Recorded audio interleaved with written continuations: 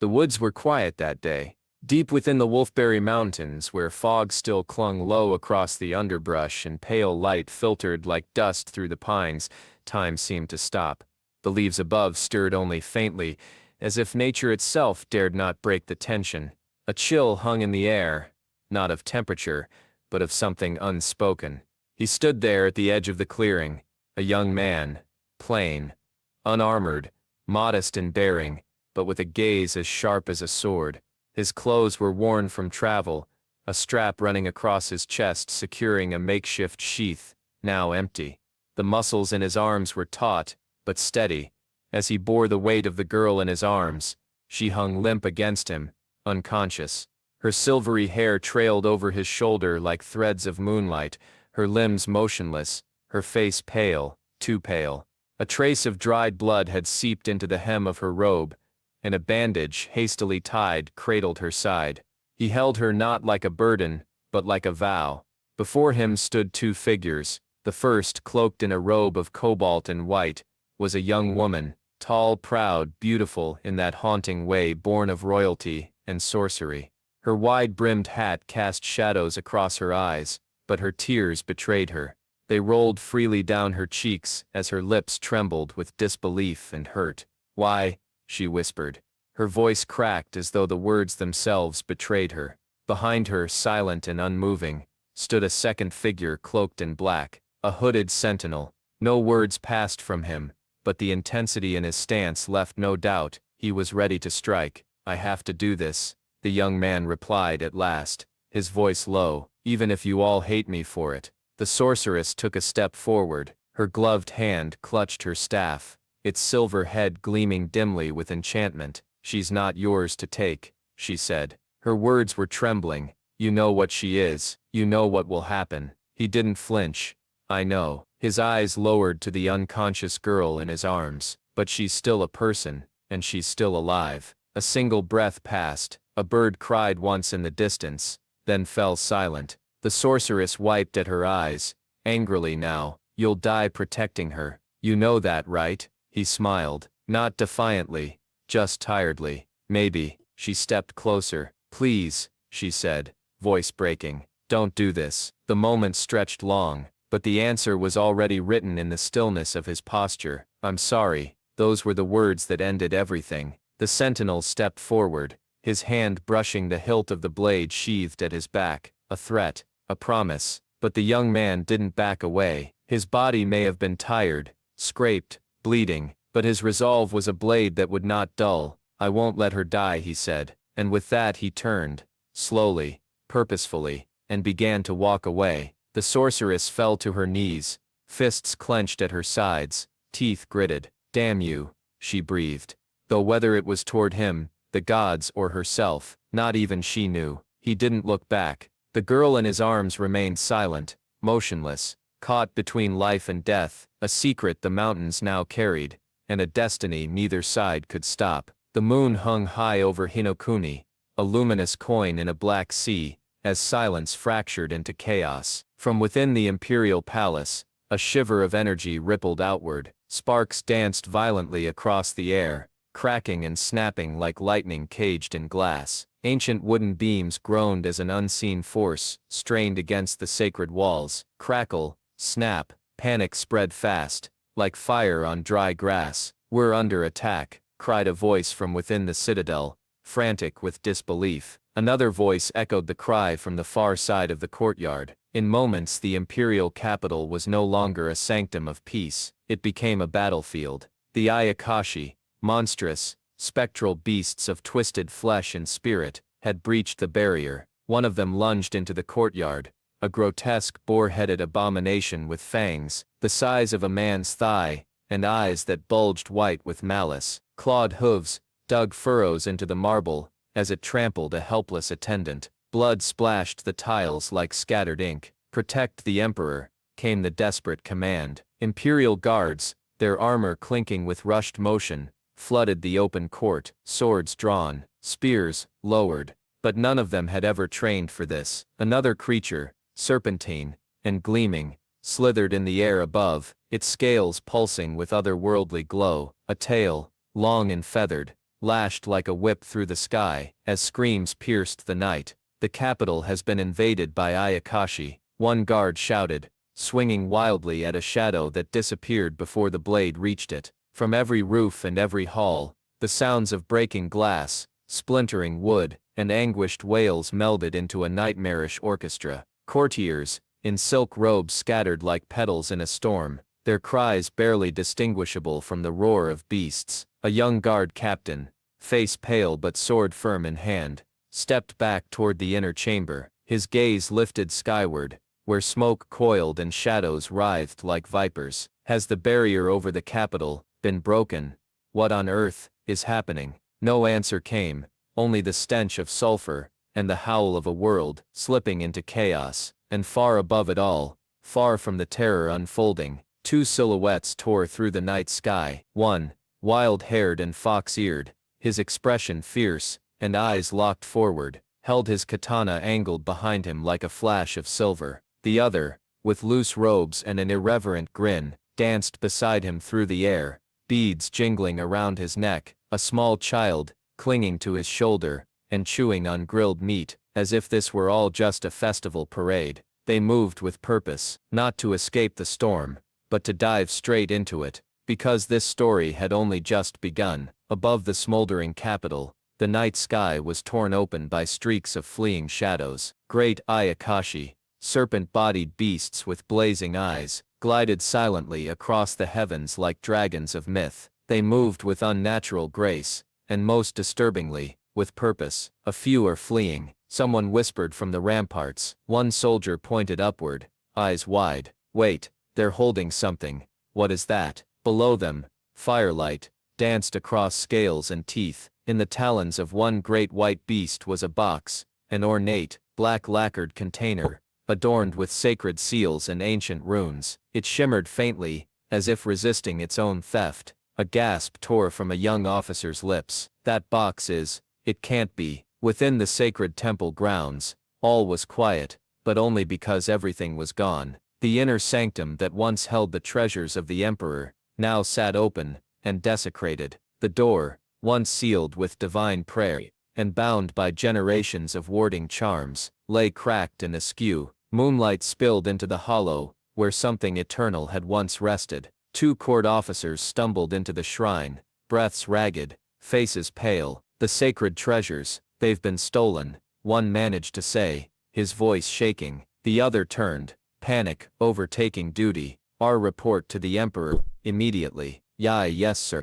A moment later, within the silent stone halls of the inner palace, the atmosphere was colder than ice. The emperor, clad in ceremonial robes, his hair tied with the black ribbon of mourning, stood motionless before a single paper screen. His presence was calm, but the silence he emitted carried a weight that crushed the air. Kneeling before him, a shaken advisor bowed so low his forehead touched the floor. So, all of the sacred treasures were taken? The emperor asked, his tone devoid of emotion. Yes, your majesty, the man replied softly. Every one of the 10 sacred treasures, they are all gone. Not even the creak of wood, or the rustle of robes dared follow. We also lost track of the Ayakashi, who plundered them, another officer confessed, sweat beading on his brow. The emperor said nothing for a long moment. One of the men broke down in a plea, tears catching in his voice. Please, forgive us, we will begin the search effort at once. And yet nothing spoken in that room could undo what had happened. The protective barrier over the capital had fallen. The sacred vaults had been breached. The symbols of the empire's divine authority, those treasures tied not only to the emperor, but to the very balance of the world, had vanished into the shadows with monsters that once existed only in bedtime warnings. And now, those monsters had a purpose. What would they do with such power?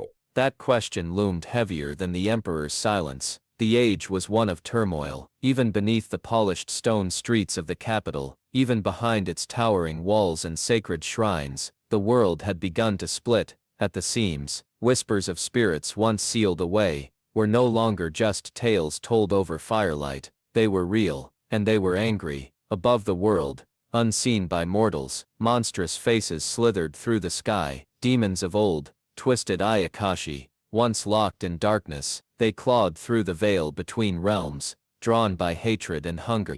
Each one wore a different mask, laughter, rage, sorrow, but all brought the same result, calamity. In a chaotic world, overflowing with evil spirits, Ayakashi, run rampant, bringing calamity to this era. And yet, amidst this maelstrom, there were those who stood unwavering, not knights, not priests, but scholars of stars and spellcraft, exorcists of ancient bloodlines, masters of balance between yin and yang. They were called Onmyoji. Within the great hall of the imperial court, robed figures knelt in solemn ranks. Every one of them bore the mark of a summoner, a binder of spirits. Their eyes were calm, their silence sharp. The ones who defend against these disasters have sworn fealty to the emperor.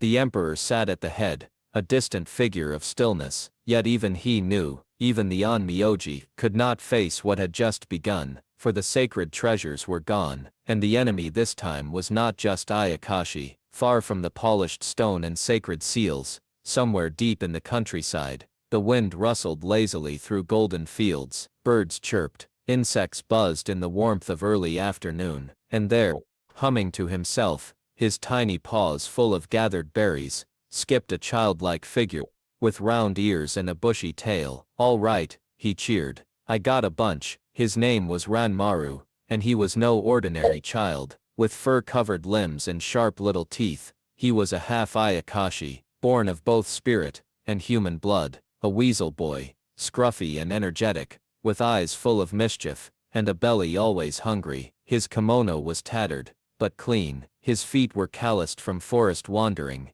and in his small hands, he carried a woven bowl filled with wild berries, his reward for a morning of careful foraging. "I'll finally get to eat my fill for once tonight," he grinned, sitting beneath the shade of an old tree, humming a happy tune. He didn't know about the capital, he didn't know about the treasures, he didn't know that, by sunset, his name would be spoken by the emperor's men, or that his Ayakashi blood would draw eyes from both sides of the veil. For now, he was just a boy, content with berries, but the world had other plans. The age was one of turmoil, even beneath the polished stone streets of the capital, even behind its towering walls and sacred shrines, the world had begun to split at the seams. Whispers of spirits once sealed away were no longer just tales told over firelight. They were real, and they were angry. Above the world, unseen by mortals, monstrous faces slithered through the sky. Demons of old, twisted Ayakashi,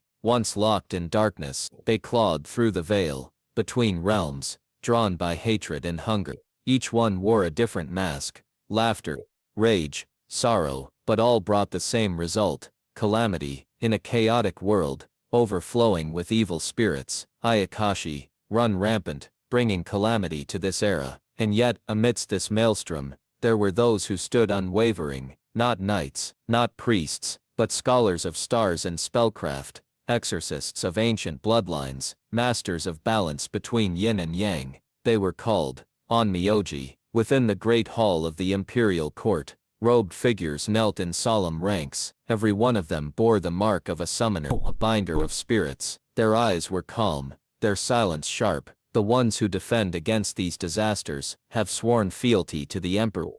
The emperor sat at the head, a distant figure of stillness, yet even he knew, even the Onmyoji could not face what had just begun, for the sacred treasures were gone, and the enemy this time was not just Ayakashi. Far from the polished stone and sacred seals, somewhere deep in the countryside, the wind rustled lazily through golden fields, birds chirped, insects buzzed in the warmth of early afternoon, and there, humming to himself, his tiny paws full of gathered berries, skipped a childlike figure, with round ears, and a bushy tail. "All right," he cheered. "I got a bunch." His name was Ranmaru, and he was no ordinary child. With fur-covered limbs and sharp little teeth, he was a half Ayakashi, born of both spirit and human blood, a weasel boy, scruffy and energetic, with eyes full of mischief, and a belly always hungry. His kimono was tattered, but clean. His feet were calloused from forest wandering, and in his small hands,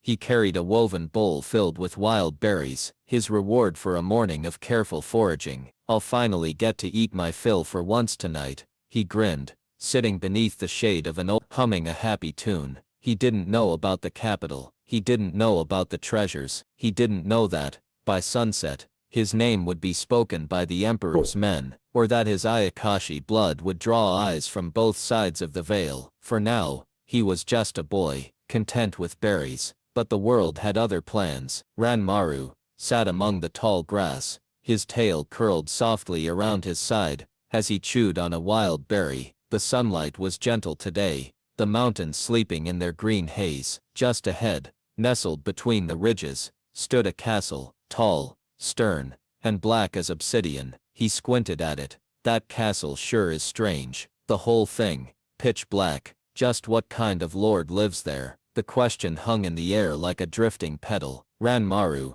didn't expect an answer. He often spoke aloud when alone, which was almost always. A wind shifted, and with it came the sound he dreaded more than hunger. Hey, you, Ranmaru. The young half-weasel turned his head slowly, his round ears flattened before he even saw them. The voices were too familiar.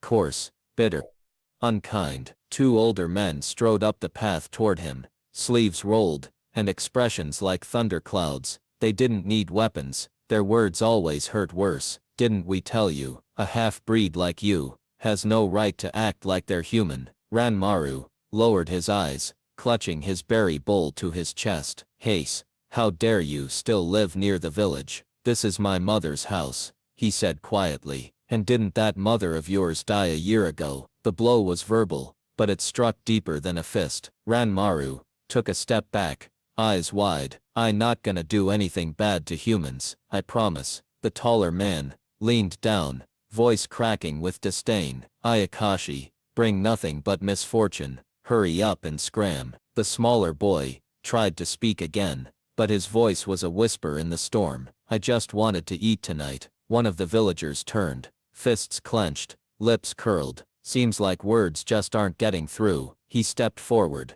Flock. The bowl of berries scattered across the dirt. Ranmaru hit the ground with a gasp, more from shock than pain. He didn't cry. He never did anymore. The men laughed darkly, satisfied. One of them turned back toward the path. Oh, look at this. His foot hovered over a single berry, now crushed in the dirt. Shift, creak. They hadn't noticed it yet, but something had changed. The air had gone still, the shadows had deepened, just slightly, and something, or someone, was watching. The laughter of the villagers echoed long after they left. Ranmaru sat hunched, bruised knees drawn up, ears drooping. The taste of berries had long faded from his tongue, replaced by the bitterness of dust and shame. Ayakashi ought to live with other Ayakashi. If you've learned your lesson, then leave. They'd said it so easily, as if exile were a kindness, but even that wasn't truly offered, because when Ranmaru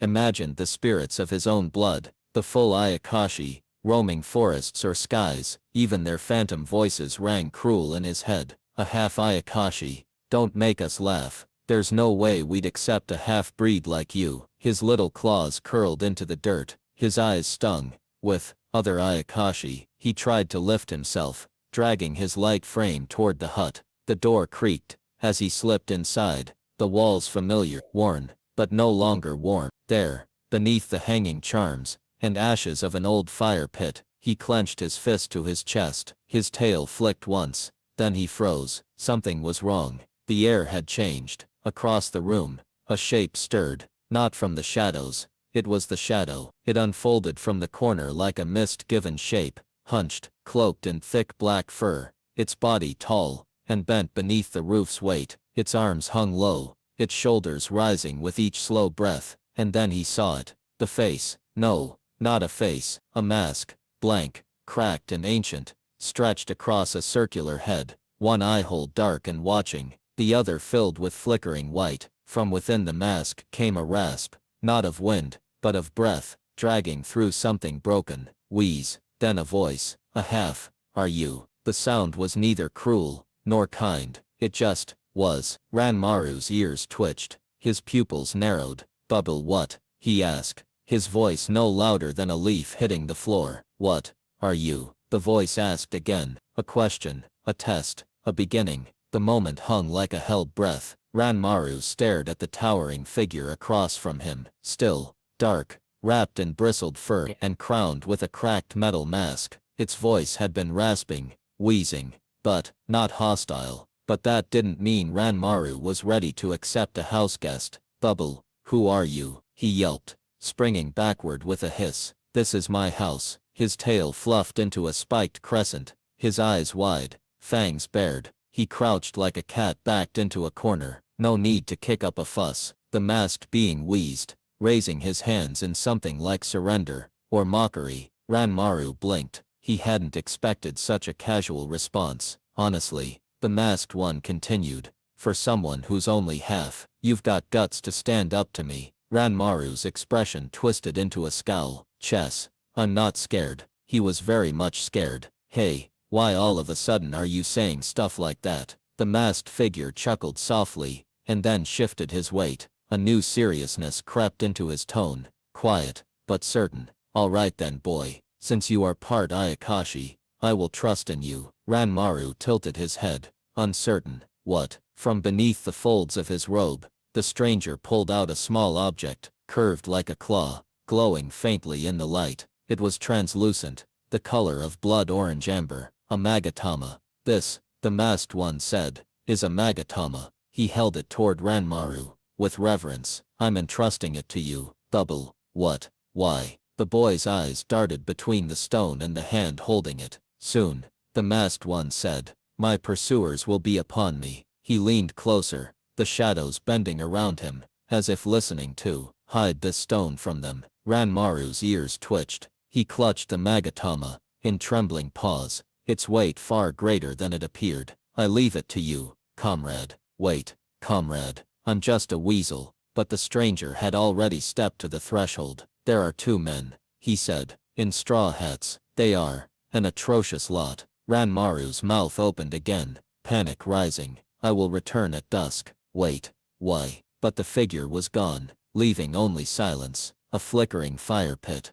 and a half-weasel child, standing alone, with an artifact of immense power in his hand. The house was quiet again, too quiet. Ranmaru sat on a frayed mat near the threshold, legs tucked beneath him, the faint shape of the magatama pressing against his chest. He had wrapped it in cloth, tied it up with trembling fingers, and tucked it beneath his clothes, but the warmth of the stone had not faded. Goodness, what was his deal? He muttered aloud, ears twitching nervously. Suddenly forcing this on me. He looked toward the open doorway, half expecting the masked Ayakashi to reappear with a wheeze and another cryptic command, but only a breeze stirred. Well, he didn't seem all bad, Ranmaru admitted, tracing the edges of the memory in his mind. Since you are part Ayakashi, I will trust in you. That line stuck in his head like a splinter. Trust me. Why me? He pulled the stone out again. The curve of it shimmered, a strange translucent shape, almost alive in its sheen. Ranmaru's expression shifted. That aside, this sure is a weird stone. Magatama, he said. He squinted at it, turning it in his fingers. Something about it pulsed. Not light, not heat, but something deeper. A presence. And then, THMD, a sound from outside. He jolted, slipping the stone back beneath his tunic. Just as the door creaked open, a figure stood there, tall, silent, framed by the broken doorway and the slanted rays of late afternoon sun. His robes flowed like water, black with silver accents that whispered of rank or danger. Around his neck, a prayer bead necklace, and above all else, the wide straw hat that shadowed his face. Ranmaru's heart stopped. One of them, he didn't have to guess. This man was no villager, no simple traveler. This was a pursuer. And the magatama was still warm against his chest. The silence inside the hut felt louder than any storm. The man in the straw hat stepped through the torn doorway, his gaze steady, his every movement quiet and precise, like a blade that had long since forgotten the thrill of cutting, but still remembered how. Ranmaru could barely breathe. Child. His voice wasn't loud, but it cut through the room like a sharp wind across ice. Did an Ayakashi stop by here? Ranmaru's pupils contracted. The magatama, hidden beneath his clothes, felt suddenly heavier, pulsing faintly, like a heartbeat that wasn't his. Man in a straw hat, an atrocious lot. The stranger's words echoed in his head. His throat tightened. No. The word tumbled from his mouth in a whisper. His claws dug into the mat. No one came.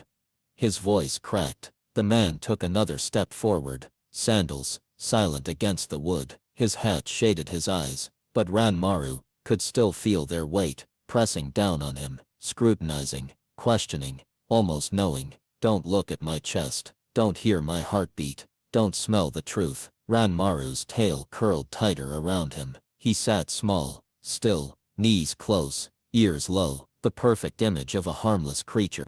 But inside, a storm. In that moment, he had chosen, not for pride, not even for the masked stranger, but because someone, anyone, had said they trusted him, and now, he had to be worthy of it. The question struck like a blade. And that blood stain over there? Ranmaru's breath caught. His eyes darted toward the dark mark just past the threshold. His heart sank. He hadn't noticed it earlier. The trace left behind, when the masked Ayakashi had leaned too heavily on the wall. A splatter, a smear, a crimson truth, plain as day. Whose might that be? The man's voice remained even, but his eyes sharpened. His gaze no longer wandered. It pierced. Ranmaru's body tensed, arms curling inward, tail wrapping protectively. His hand gripped the magatama beneath his robe. He couldn't answer.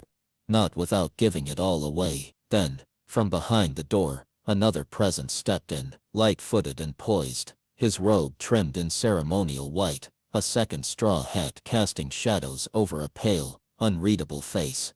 Fuzuki. The first man, the one questioning Ranmaru, turned subtly. He didn't need to respond. The name had done enough. The smell of his blood has already traveled far, the second said. We should go after him quickly. Ranmaru sat frozen, not breathing, not blinking. Then the first man turned back one last time. His expression was cold, but there was something else flickering behind the eyes. Not quite mercy, but a grim understanding. Remember, child, if you tell a lie at the wrong time. He adjusted the brim of his straw hat, letting the light catch the gleam of his earring and the dark curve of his brow. It may destroy you. And just like that, they turned, sandals scraping softly against the floor. The two men departed without another word, leaving only air, silence, and the scent of steel behind them. Ranmaru sat alone, his fingers unclenched. The magatama pulsed against his skin, not with heat, but with responsibility. He had told his first great lie. And now he had to live with it, or die for it. Night had fallen. The sky above was ink black, scattered with pale stars that blinked like the hesitant eyes of gods.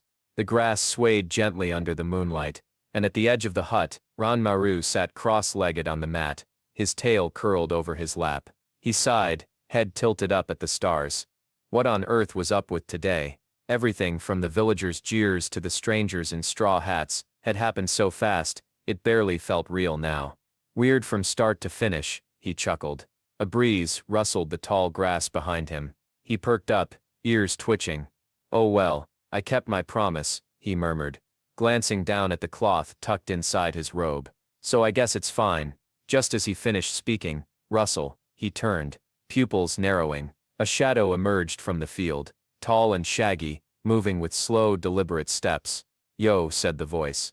The masked Ayakashi had returned. Ranmaru sprang to his feet with a huff. Took you long enough. The stone? He demanded. You're finally back, he added, half relieved. The masked one knelt down before him. You've got it? Here. Ranmaru reached into his tunic and produced the cloth bundle. I managed to hide it. He handed it over, a proud glint in his eyes. Good job, boy.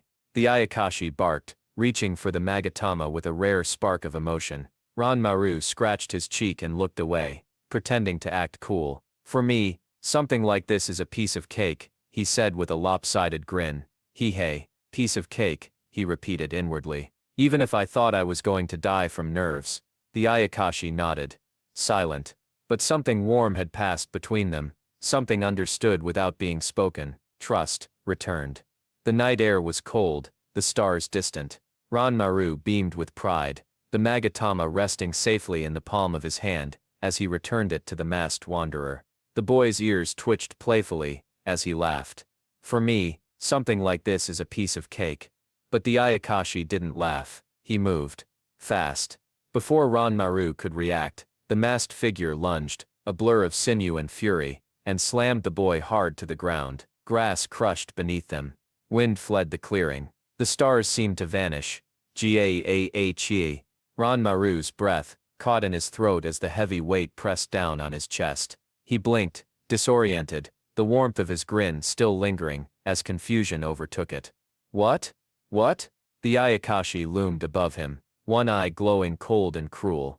You have my thanks, he said, not kindly, but with eerie calm. Ranmaru's body trembled beneath him. The tone was different now, devoid of warmth, mechanical. Boy, he continued, gaze focused like a blade. You sure believed in Ayakashi easily. A slow, twisted smile crept across his masked face. Somewhere behind it, behind the scars and wrappings and stitched flesh, something broke free. Kihi, a half-blood, ostracized by humans. Ranmaru's heart dropped. This was never about trust, he gasped, struggling. And no, you tricked me. The Ayakashi stood and reached for the hilt strapped to his back. His movement was quiet, intentional. Sorry, he muttered. Steel whispered, as it slid from the sheath. I can't have you causing any trouble for me later. The blade rose, the light glinting along its edge. Ranmaru's eyes widened in sheer terror. His limbs locked, no breath came. The stars above seemed to collapse into the darkness now pouring in around him. No. The boy screamed, not in anger, but in betrayal. The sound of a heart breaking beneath the moonlight. The skies above the imperial capital were serene, pale and placid like still water, but that peace shattered all at once. From the great wooden corridors of the emperor's palace, a panic erupted. Guards in ornate robes sprinted beneath tiled eaves, their shouts rising above the crackling of spiritual barriers disintegrating. We're under attack. Sparks danced in the night air, as protective wards snapped and hissed. A sickening aura coiled through the capital, dark and formless. Ayakashi, twisted, monstrous spirits, stormed through the sacred city. Long-forgotten creatures, their forms grotesque and maddened, now rampaged freely under the moonlight. Panic-stricken nobles and guards scattered in every direction. Protect the emperor. The capital has been invaded by Ayakashi, a hideous beast, part boar, part nightmare, slammed into palace walls, its gaping mouth howling with laughter. Blood spattered, cries of fear mingled with the sounds of drawn blades. Has the barrier been broken? The sacred protections that had held for generations were failing, and from the rooftop, a priest with his face pale and sword unsheathed, stared in disbelief as glowing creatures soared above the city walls, fleeing into the forested distance. One of them, a serpent dragon of silver smoke, carried a lacquered box clutched tightly in its claws. That box, it can't be. He recognized it, and when he turned toward the temple altar, what he saw confirmed his dread. The sacred chamber lay shattered, the doors flung open. The imperial treasures were gone. Our report to the emperor, immediately. The sacred treasures have been stolen. Within the austere walls of the palace, lit by the quiet flicker of lanterns, the emperor sat in silence. Draped in ceremonial white, he spoke in calm, controlled tones as a servant kneeled. So all of them were taken? Yes, your majesty, came the answer. Every one of the 10 sacred treasures. The emperor's back remained turned to them. We also lost track of the Ayakashi, who plundered them. His voice was low, unreadable. Assemble all of the onmyoji, he ordered. Even the one in the black castle. The servant recoiled. The heretic. Of course, the emperor confirmed. No other person wields power as unreasonable as his. Not a moment to lose. A slow breeze passed through the high mountains, rustling through the branches surrounding a towering castle of black stone. From its topmost window, a lone figure gazed back toward the capital. His name was Fuzuki. It's up to you, Fuzuki, the emperor whispered into the night. Meanwhile, in the outskirts of the capital, far from the grandeur and chaos, a small child roamed the grass fields. His ears were pointed, and a fluffy tail swung behind him. A half-Ayakashi child. His name, Ranmaru. Clutching a bundle of berries and mushrooms, Ranmaru returned to a rickety shed on the edge of the village. All right, I got a bunch. I'll finally get to eat my fill for once tonight. The child grinned, a rare glint of satisfaction on his dirt-smudged face. But his moment of peace did not last. From the shadows of the village, came the harsh voices of men. Hey you,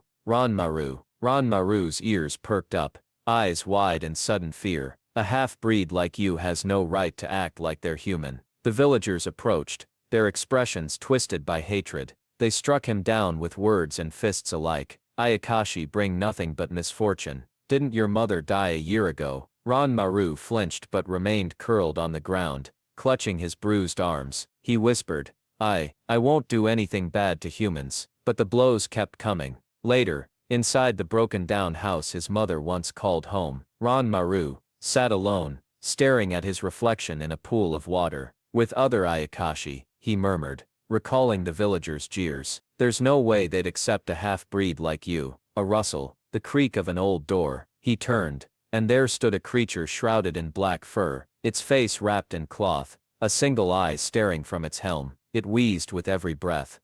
A half, are you? Ranmaru's heart pounded in his chest. The figure loomed larger with each step, until Ranmaru, summoning what courage he had, stood with bared fangs. Who are you?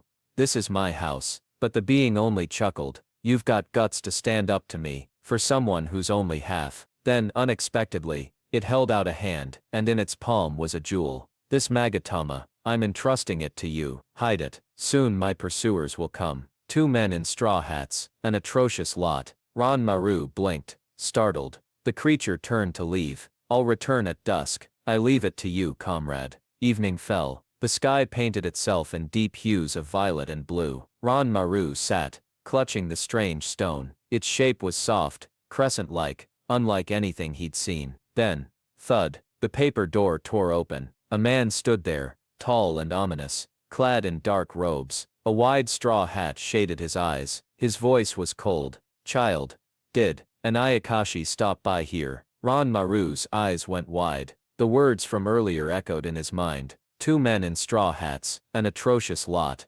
No one came, he whispered. The man stepped forward, his presence like thunder in a still forest. And that blood stain over there, whose might that be? Ranmaru shook, unable to answer. From the side of the room, another man entered.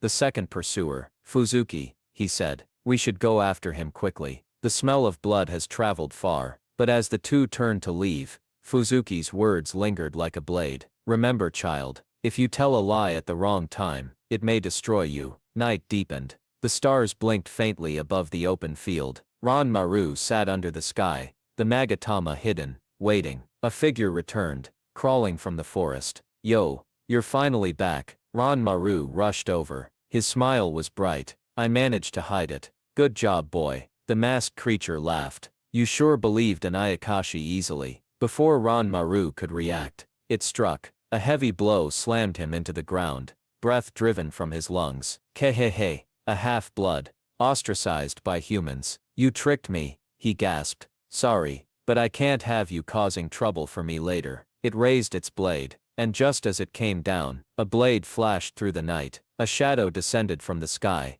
cutting clean across the beast's side. Blood sprayed. The Ayakashi reeled, snarling in rage. Damned on Myoji. Fuzuki stepped forward, his expression cold and unreadable. You sure are a stubborn bastard. He drew his blade again, eyes sharp as frost. The sacred temple stood under a velvet sky. Stars scattered like glittering beads over ancient eaves and worn rooftops. Night was silent, until it wasn't. From the shadows above the shrine, sleek, serpentine shapes twisted through the air. Ayakashi, phantasmal beasts of the unseen world, glided with eerie grace, their ethereal bodies glimmering against the moonlight. One of them, clutching a black lacquered box, sealed with divine markings, hissed low. Below, the guard's eyes widened in horror. That box is, it can't be, one gasped, sweat lining his brow. What? They're holding something. Realization struck. A few are fleeing. The shrine doors hung ajar, broken. The rope sealing the divine relics had been slashed apart. In breathless disbelief, a voice rang out. The sacred treasures have been stolen. How could this happen? The guards turned on their heels. Report to the emperor. The emperor's command. Inside the imperial palace, the supreme ruler sat serene, draped in flowing robes of white and indigo, his long hair gathered with ceremonial formality. He was the living axis of the nation's spiritual might. He did not flinch when he heard the news. All 10 sacred treasures, one of the officials reported, kneeling low, voice trembling. They are all gone. We also lost track of the Ayakashi, who plundered them. Silence fell like a heavy curtain. Retrieve the sacred treasures, the Emperor said at last, his tone calm, yet edged with divine finality. Of course, should we? Do you mean to gather all of the Onmyoji? The Emperor's gaze did not waver. Yes, even the one in the Black Castle. There was a pause. You mean, the heretic? No one else wields power as unreasonable as his, the Emperor replied. There's not a moment to lose. He turned slightly, and somewhere far in the darkness, a black silhouette nodded from afar. It's up to you now, Fuzuki. The age of Ayakashi, and the Weasel Boy. This was an era stained with chaos. Ayakashi, the monstrous specters born from malice, fear and ancient wrath, roamed unchecked. They defiled the balance between worlds, preying on human suffering. In such a world, a few stood as sentinels, the Onmyoji, spiritual masters, who had sworn allegiance to the Emperor. But far from that hallowed world of courts and talismans, in a ramshackle hut by the woods, a boy with messy hair and a weasel's tail carried a basket full of fruit, humming contentedly. I got a bunch. I'll finally get to eat my fill for once tonight, he cheered to himself. This was Ran Maru, a half Ayakashi, half-human child of both worlds, and yet welcome in neither. He glanced up at a looming castle across the hill. Its form was solemn, its aura somber. That castle sure is strange, pitch black. Just what kind of lord lives there? His pondering was interrupted by hostile shouts. Hey, you, Ran Maru. Villagers, lean, sun-baked men in tattered robes, marched toward him, faces twisted with fury. How dare you still live near the village? Didn't we tell you? A half-breed, like you has no right to act like they're human. Bitter words and bloodied ground. Ran Maru backed up, clutching his fruit. This is my mother's house. That Ayakashi woman. She died a year ago. Now scram. Tears welled in his eyes. I won't do anything bad to humans, but kindness found no place here. One man kicked the boy hard in the stomach. Ran Maru's tiny form crumpled in the dirt, the fruit rolling into the grass. Laughter echoed. Go live with the other Ayakashi, freak. But, would they even accept me? Ran Maru murmured bitterly, haunted by voices real and imagined. A half Ayakashi, don't make us laugh. No way we'd accept a mutt like you. He returned to his hut, tears burning his eyes, only to find it occupied. Inside stood a strange creature, cloaked in ragged feathers, and wearing a stitched-up mask with a single glowing eye. A half, are you? The creature rasped. Ran Maru froze. Who are you? This is my house. Haha. No need to make a fuss. The Ayakashi wheezed. For someone who's only half, you've got guts to stand up to me. Confused, Ran Maru blinked. Huh? The masked figure dropped a small glinting item into his hand. This Magatama, a sacred treasure. Hide it. My pursuers will come soon. Two men in straw hats. An atrocious lot. Wait, wah. I trust you, the creature said. Because you are part Ayakashi. Then it vanished. The arrival of the Onmyoji. Soon after, one of the atrocious lot appeared. The man's straw hat cast shadows across his piercing eyes. Child, he said. Did an Ayakashi stop by here? Ran Maru trembled, the warning echoing in his mind. Two men in straw hats. An atrocious lot. No. He said softly. No one came. The man's eyes narrowed. Then what's with that blood stain? Ran Maru froze. From the entrance, another man's voice called. Fuzuki. The smell of his blood has already traveled far. As the two Onmyoji turned to leave, the first one looked back. Remember, child, if you tell a lie at the wrong time, he tilted his hat slightly, it may destroy you. Betrayal at dusk. Night fell. The masked Ayakashi returned. Took you long enough, Ran Maru called, running to meet him. You're back. I hid the stone like you said. Good job, boy, the creature crooned. Ran Maru grinned. Something like that's a piece of cake. But as the laughter echoed, the mood turned. The Ayakashi lunged forward, grabbing the boy by the throat. He. You have my thanks, but I can't have you causing any trouble for me later. The creature raised its weapon, ready to strike. You tricked me. Steel gleamed under moonlight. A blade flashed. The Ayakashi's arm split open, black ichor spewing into the grass. The Onmyoji had returned. You're being a nuisance, said Fuzuki coldly. Quiet scoundrel. Another figure emerged beside him. His comrade. Equally sharp and deadly. There are many things I wish to ask you, thief. His smile was cold, graceful, unshaken. But first, why don't you hand over the sacred treasure you stole from the storehouse? In a time when malevolent spirits, the Ayakashi, roamed the world unchecked, the lands were choked by fear and shadow. A magnificent yet ominous imperial palace rose from the capital's heart, shrouded by spiritual chaos. The emperor, a figure of grace and gravitas, sat in the center of a council chamber, eyes half-lidded in solemn thought. With a soft command, his words cut through the air, like steel. Retrieve the sacred treasures, assemble all of the Onmyoji. The court officials gasped, one hesitating. By all, do you mean, even the one in the Black Castle? The emperor did not flinch. Of course, even the heretic. The Black Castle was a silhouette of dread among dark forests, its windows like hollow eyes, watching the world in disdain. Whispers claimed a fearsome Onmyoji.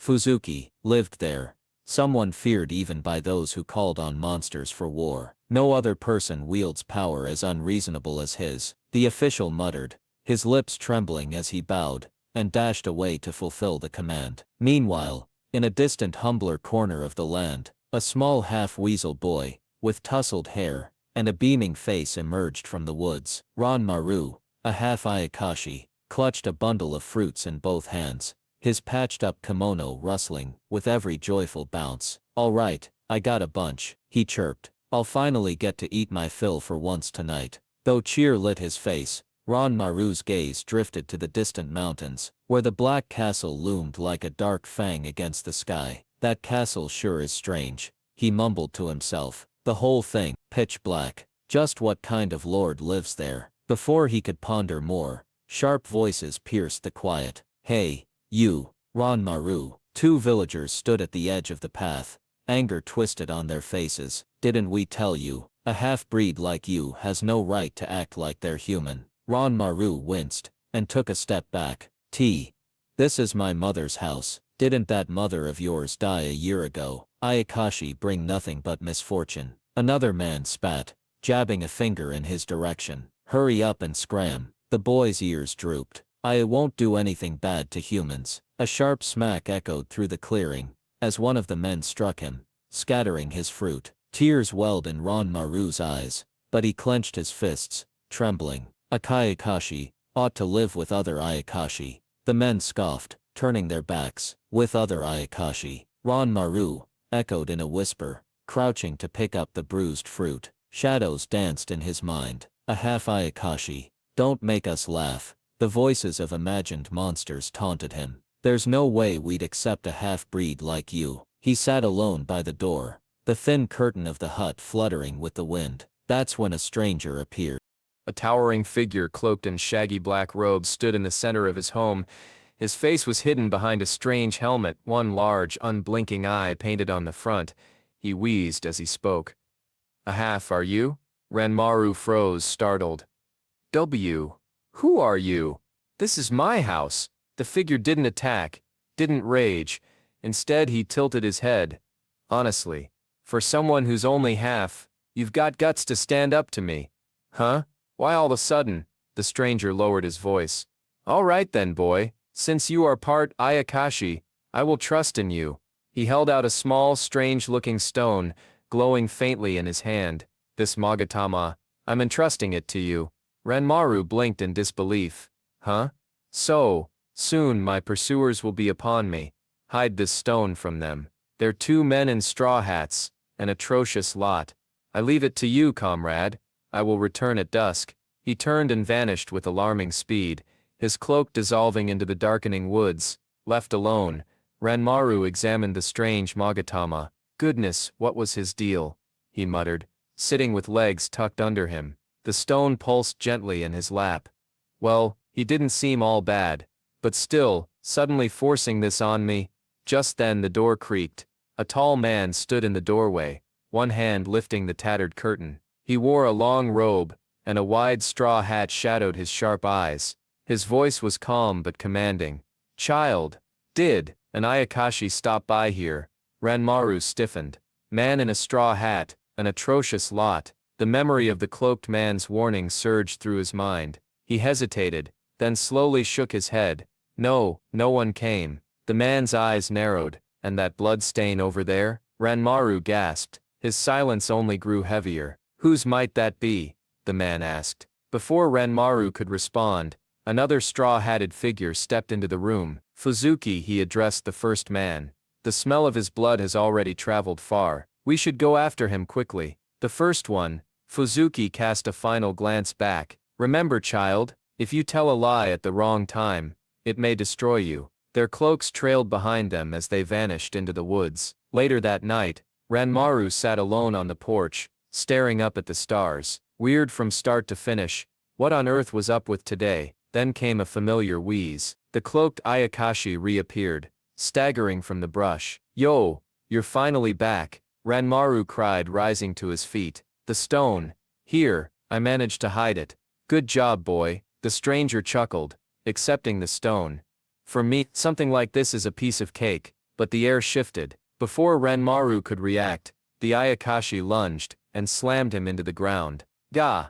Huh? You have my thanks, the monster hissed. You sure believed in Ayakashi easily. His voice was cruel now, mocking. A half-blood, ostracized by humans.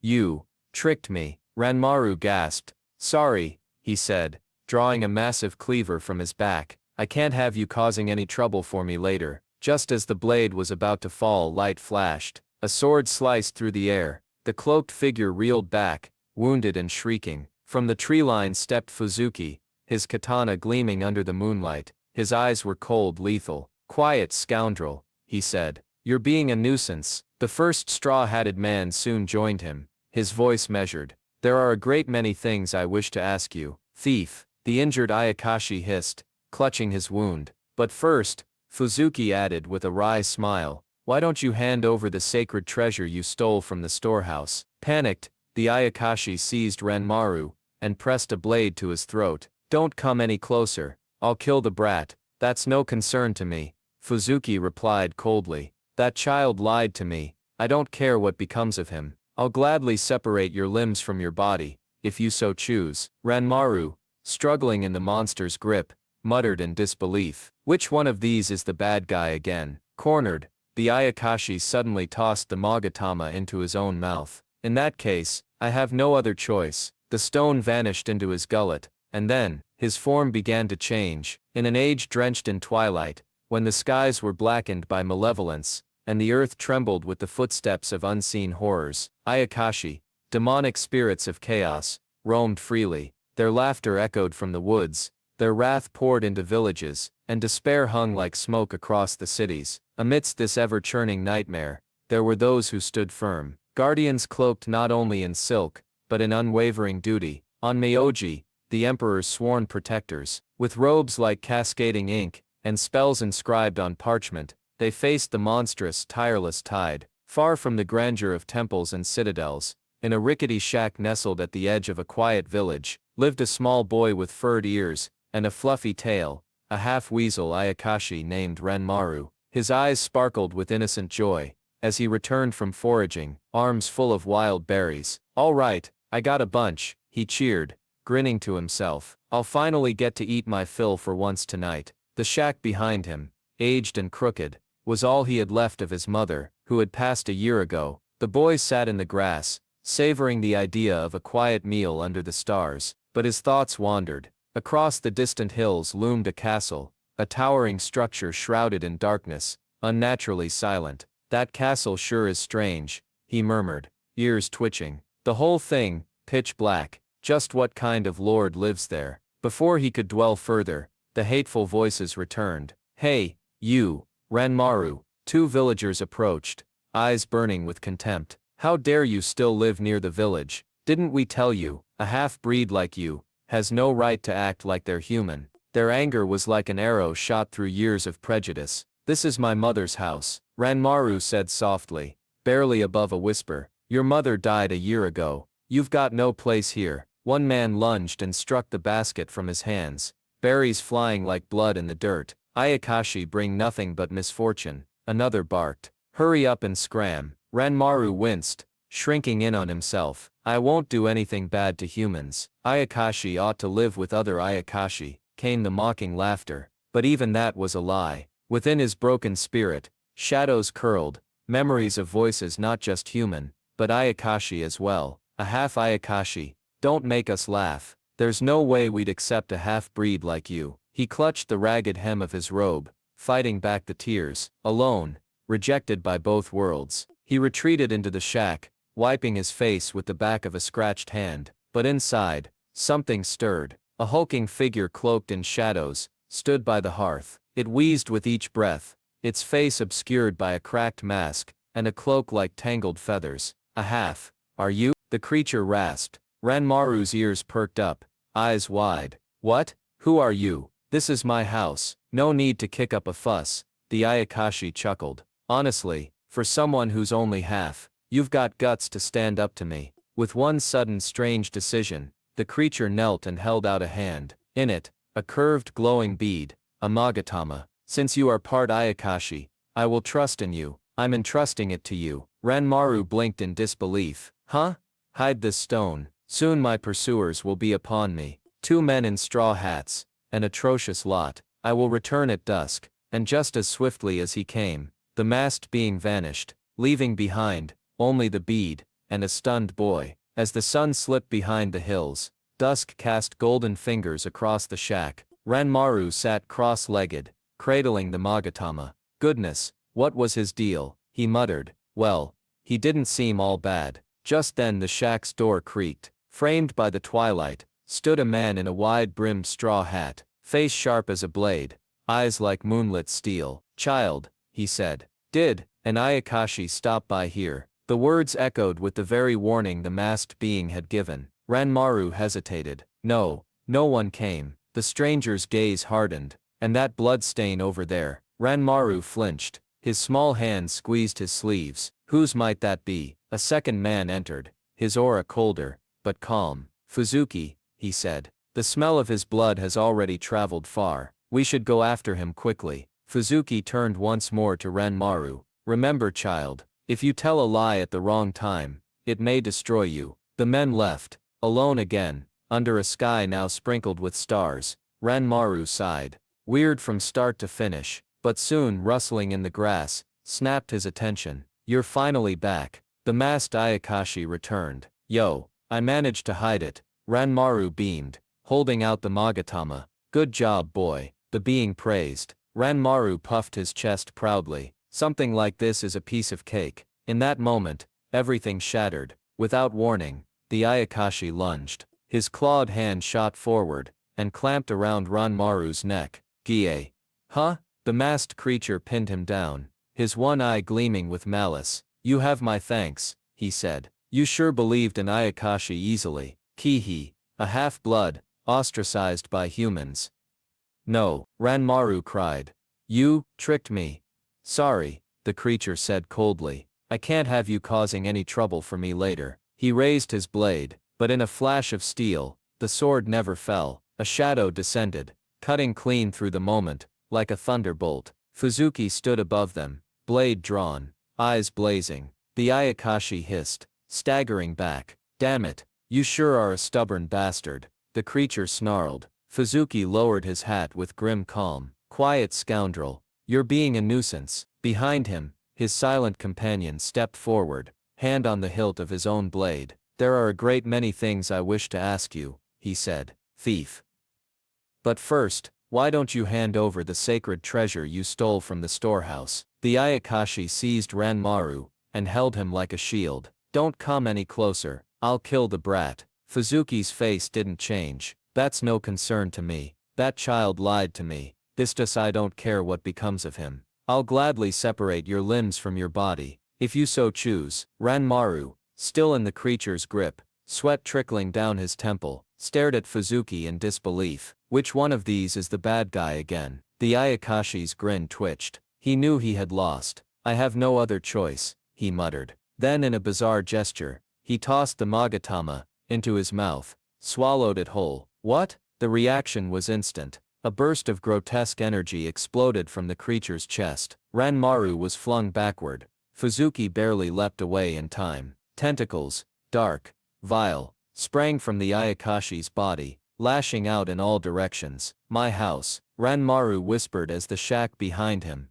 crumbled into splinters beneath the wave of monstrous force. Fuzuki stood again, blades gleaming, and thus a battle under the twilight sky truly began. The sky above the foothills was a soft lavender, the last gold of afternoon curling behind distant mountains. A single path wound from the clustered village houses to a towering dark structure far above, the castle, looming and silent, its black walls absorbing light like the mouth of a cave. On the hill overlooking the village, a boy with pointed ears and a bushy tail, neither beast nor fully man, sat alone in the grass. His name was Ranmaru. That castle sure is strange, he murmured inwardly, his amber eyes fixed on the fortress. The whole thing pitch black, just what kind of lord lives there? But peace was short-lived. Hey you, Ranmaru, came a bark from behind, loud and sharp as a snapped twig. Two villagers stomped toward him, fury carved into their faces. How dare you still live near the village?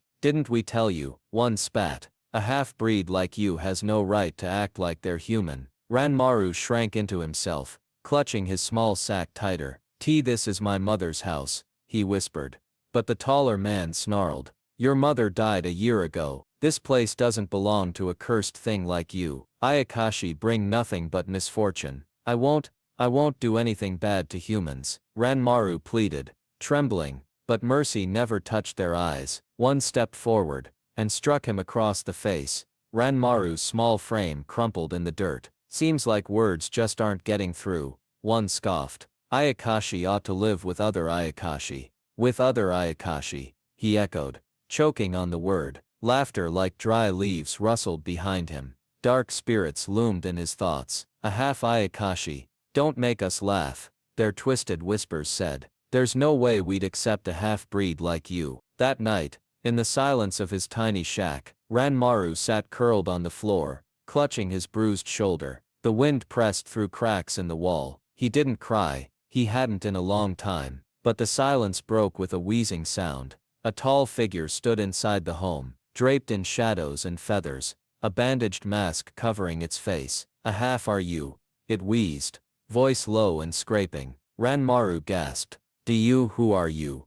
This is my house, no need to kick up a fuss. The creature cackled, swatting the air. You've got guts to stand up to me, honestly, for someone who's only half. The voice trailed with something strange. Respect maybe. Then unexpectedly, it stepped forward, and held out something small, curved like a kama. This Magatama, I'm entrusting it to you. Ranmaru blinked. What? Hide this stone from them, the stranger said, glancing toward the woods. Soon my pursuers will be upon me. Two men in straw hats, an atrocious lot. I will return at dusk. I leave it to you, comrade. Before the boy could say a word, the creature vanished into the shadows. Left alone, Ranmaru stared at the strange bead in his hand. Goodness, what was his deal? Since you are part Ayakashi, I will trust in you. He frowned. Well, he didn't seem all bad. But then thump, a man stepped through the battered door, tall, wrapped in a black cloak,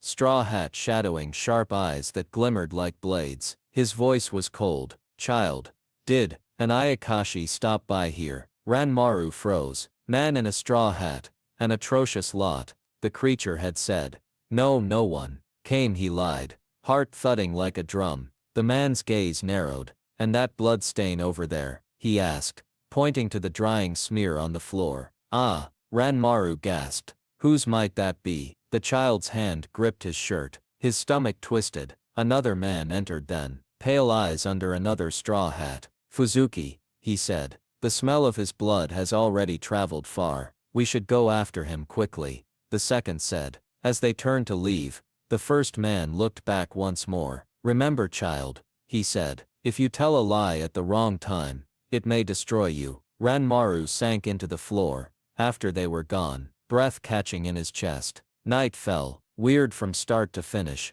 he muttered, crawling outside. What on earth was up with today? But the brush rustled. Ranmaru jumped. You're finally back, he cried, as the strange Ayakashi appeared again, huffing and scratched. The stone, it asked. Here, Ranmaru said, beaming. I managed to hide it. For me something like this is a piece of cake. Good job, boy. The creature grinned. Then everything turned upside down. In a heartbeat the Ayakashi struck Ranmaru, pinning him to the ground. You have my thanks, it rasped. You sure believed in Ayakashi easily. You tricked me, Ranmaru whispered. I can't have you causing any trouble for me later, it said, raising its club. No, but before the blow fell, a shadow cut through the moonlight. A sword hissed, slash. Blood sprayed as a new figure landed between them, katana gleaming. It was the first man, the one with the earring and piercing eyes. You're being a nuisance, he said calmly. Quiet scoundrel, the Ayakashi growled. You again. There are many things I wish to ask you, thief, he said, approaching. But first hand over the sacred treasure you stole from the storehouse. The creature snarled and seized Ranmaru. Don't come any closer. I'll kill the brat. The man didn't flinch. That child lied to me. I don't care what becomes of him. Ranmaru's heart sank. I'll gladly separate your limbs from your body, the man added with a chilling smile. If you so choose, which one of these is the bad guy again? Ranmaru whimpered in the Ayakashi's arms. The Ayakashi chuckled. How convenient. Go ahead. And it tossed the Magatama into its mouth. The surge of power exploded from its form. Twisting roots of black energy burst from the ground, its body bulging and transforming, absorbing the treasure. It laughed madly. Yes, this is amazing. So this is the power of a sacred treasure. The two exorcists stood calm, wind billowing their coats. He swallowed the sacred treasure, the younger said, and his spirit energy increased. The other whispered, the power of the sacred treasure, being used by an Ayakashi. There's no time to think. The pale one said. Hakuro, cut him down. I'll temporarily seal his movements, he added. Ranmaru could only stare as the warriors prepared for battle. His home lay in pieces behind him. His body ached. His chest burned with betrayal. But deep inside, a flame stirred. The story of the Weasel Boy was only beginning. The wind whispered through the tall grass,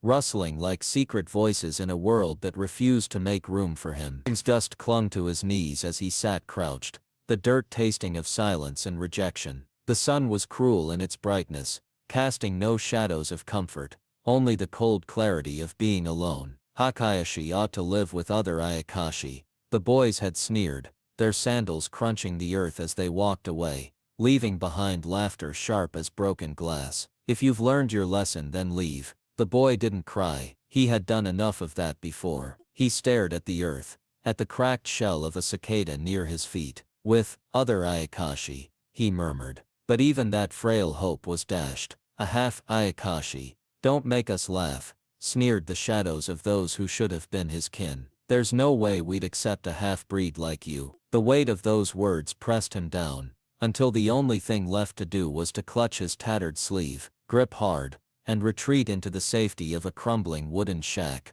The world had left no place for a boy, who was neither fully Ayakashi, nor human. Inside, the stillness was broken by a sudden wheeze. A shape towered before him, tall, cloaked in shadows, cloaked in fur, and a cracked mask with a single eye. The creature wheezed again. Its presence filled the room like smoke. A half are you? It asked. Voice gravel rough, amused. The boy's breath caught. Who are you? This is my house, he yelped, fur bristling as he stood and hissed like a cornered cat. Calm down, the Ayakashi wheezed, not unkindly, honestly, for someone who's only half. You've got guts to stand up to me. The words froze him, disarmed him. He blinked. All right then, boy, the Ayakashi said. Since you are part Ayakashi, I will trust in you.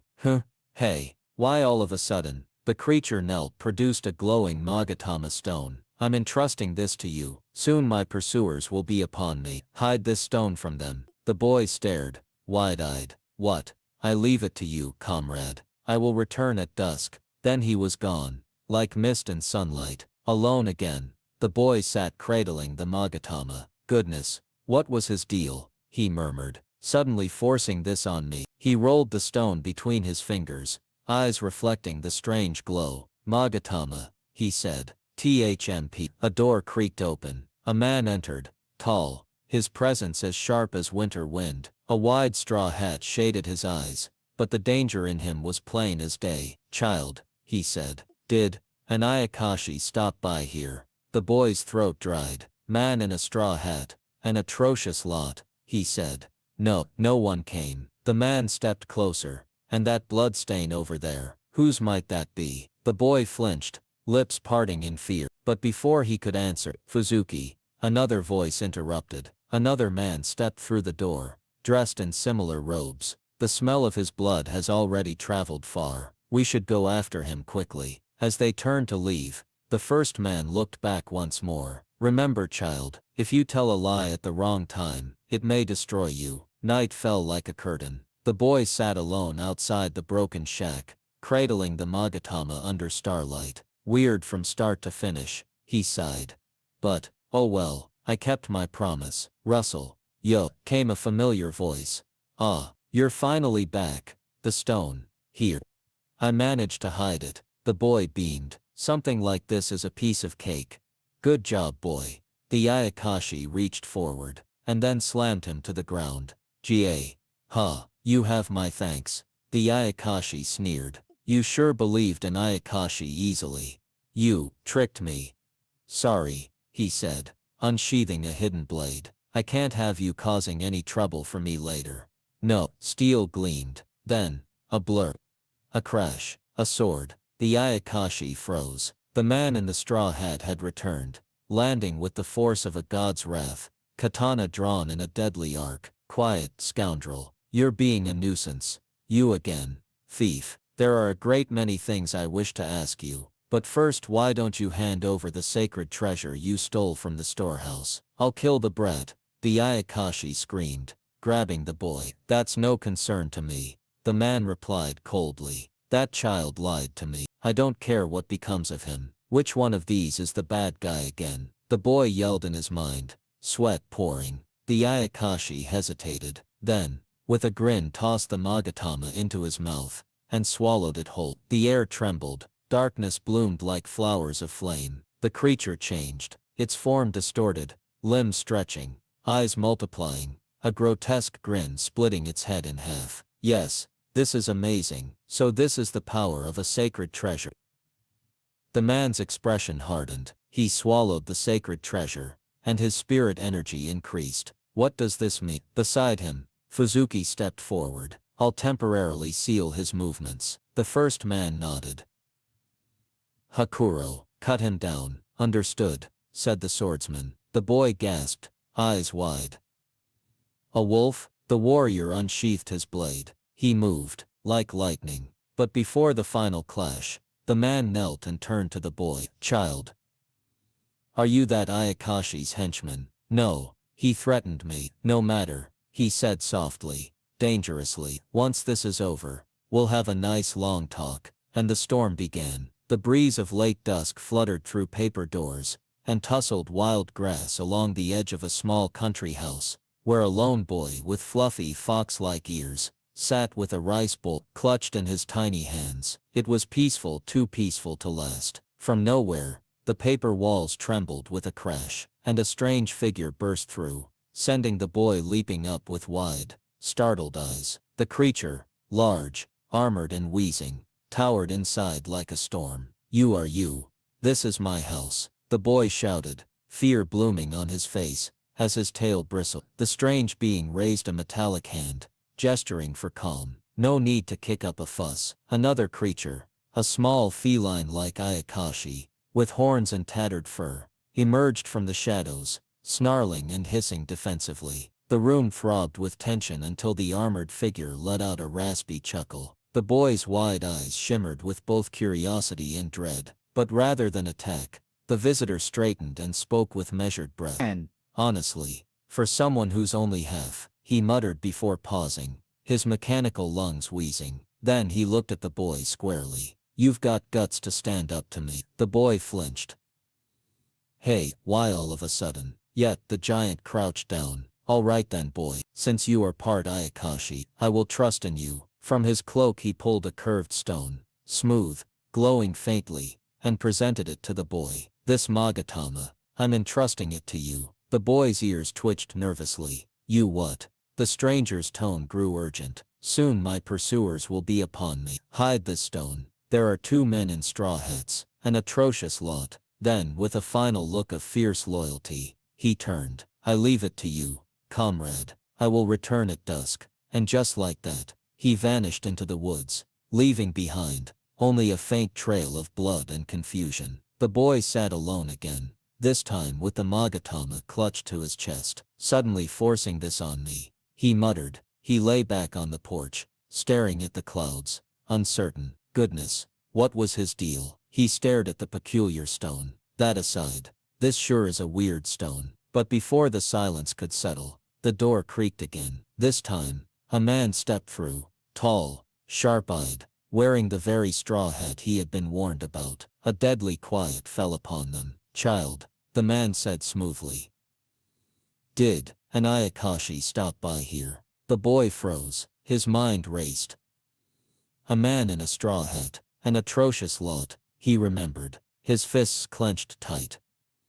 No, no one came, he lied, trembling. The man's gaze scanned the room, until his eyes narrowed on the floor. And that blood stain over there? The boy's breath hitched. Whose might that be? Came the soft yet cutting question. From behind, another straw-hatted man entered. Fuzuki, he called. The smell of his blood has already traveled far. We should go after him quickly. Fuzuki turned away, but not before giving the boy a parting glance. Remember, child, he warned, if you tell a lie at the wrong time, it may destroy you. Then they left. The sun fell, night crept in, and as promised, the armored Ayakashi returned, swaying with exhaustion. Yo, you're finally back. The boy jumped up, waving the stone. Good job, boy. The Ayakashi chuckled. The boy beamed. Something like this is a piece of cake for me. Hee hee. But the moment he handed it over, everything changed. Without warning, the Ayakashi lunged, slamming the boy to the ground. Pain exploded behind the boy's eyes. Huh? The Ayakashi's voice grew low and cruel. You have my thanks, he said coldly. You sure believed in Ayakashi easily, a half-blood, ostracized by humans. The boy gasped, trying to rise. You tricked me. Sorry, the Ayakashi said, drawing a massive blade. Can't have you causing trouble later. As the blade rose, a flash of silver cut the air. A figure descended from the sky, cloak billowing, blade poised, and struck the Ayakashi in one clean arc. Blood sprayed as the Ayakashi screamed in rage. Damned on my Oji! It was Fuzuki. He stepped between the two, calm but furious. Quiet, scoundrel. You're being a nuisance. Behind him, the second straw-hatted man appeared, sword half drawn. There are many things I wish to ask you, but first, his eyes narrowed. The sacred treasure you stole from the storehouse. Hand it over. Cornered, the Ayakashi seized the boy and held his blade to his neck. Don't come any closer. I'll kill the brat. Fuzuki didn't even blink. That's no concern to me. This child lied to me, he said with a smile. I don't care what becomes of him. Which one of these is the bad guy again? The boy whimpered. The Ayakashi snarled. Hey, no choice then. And with a flick he tossed the Magatama into his mouth and swallowed. A beat. Then everything erupted. Darkness exploded outward. The Ayakashi's body twisted, grew, morphed into a grotesque form with eyes like spirals and limbs of shadow. The sky trembled. Yes, this is amazing. So this is the power of a sacred treasure, the boy screamed. Dill bubble, what is te-a? Fuzuki's expression darkened. He swallowed the treasure. His spirit energy has increased. We have no time to think, the second exorcist said. Hakuro, cut him down. A new figure stepped forward.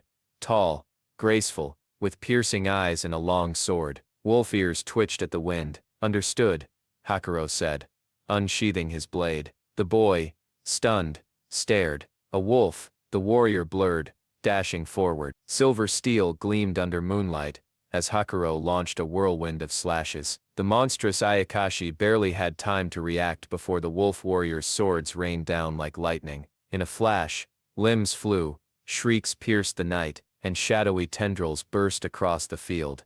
Hakuro's eyes glowed. He was the embodiment of precise fury, and the battle had only just begun. The wind carried a dry whisper across the warped porch boards of a lonely countryside home, half forgotten by time and nature. The child, small with furred ears peeking from his tousled silver hair, sat cross-legged on the veranda. The the warm light of afternoon slipping into amber hues. His round eyes, as luminous as morning dew, darted anxiously. Goodness, what was his deal, he thought, still reeling from the recent encounter with the strange masked visitor, suddenly forcing this on me. In his tiny hands rested a curious stone, smooth, glossy, and shaped in the ancient curve of a magatama. Its luster pulsed faintly, as if it breathed with a life of its own. "Since you are part Ayakashi, I will trust in you," the masked man had said. The boy, part human, part Ayakashi, clenched the pendant, brows furrowed. Though he muttered complaints and confusion, deep down, he had felt something different from that encounter. Not quite warmth, but not hostility either. He didn't seem all bad, but the moment of introspection was cut short. The porch boards creaked with a sharp thump, and the boy's ears twitched. His eyes flew wide. Standing in the ruined doorway was a man cloaked in flowing black robes, his face veiled beneath a wide straw hat. He carried an air of unspoken authority, a blade at his waist, and eyes as sharp as broken stars. "Child," the man called with a low, unbending voice. "Did an Ayakashi stop by here?" The boy froze, heart thudding like a drum in a cage. The words from earlier echoed. Man in a straw hat, an atrocious lot. His mouth opened. Silence. Then, no one came. He lowered his head, trembling beneath the weight of the lie, but the man's gaze drifted past the child, and landed on the floorboards behind him. "And that blood stain over there?"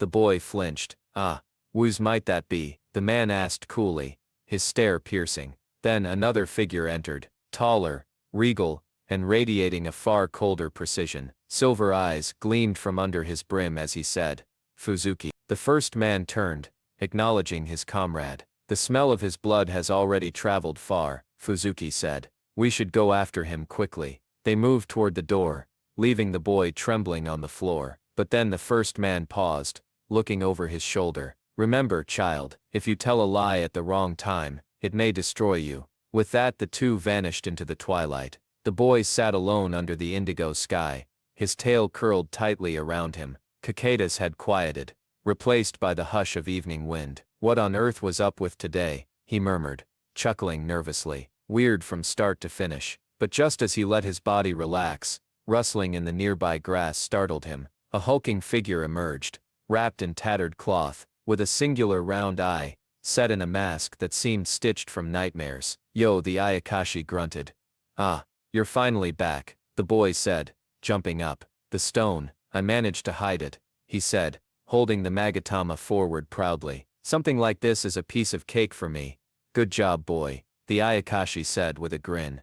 "Too wide, too sharp." Then, wham, the child was knocked to the ground. The Ayakashi loomed above him, claws at his throat. "Gay, ha, ha, you have my thanks," the monster hissed. "You sure believed in Ayakashi easily." Ki. A half-blood, ostracized by humans. Terror flooded the boy's wide eyes. "You tricked me. I can't have you causing any trouble for me later," the Ayakashi said, unsheathing his blade with a malicious slide. "No." The boy squeezed his eyes shut. FWO, whoosh, a flash of silver lightning descended. A katana sliced through the darkness. The Ayakashi was thrown back with a scream, crimson bursting in the moonlight. "Damn it," it howled. "You stubborn bastard." Cloaked in his robe, the man from before, the one called Hakuro, landed silently, his blade gleaming with Ayakashi blood. "You're being a nuisance," he said, flipping his straw hat back to reveal storm gray eyes. "Quiet,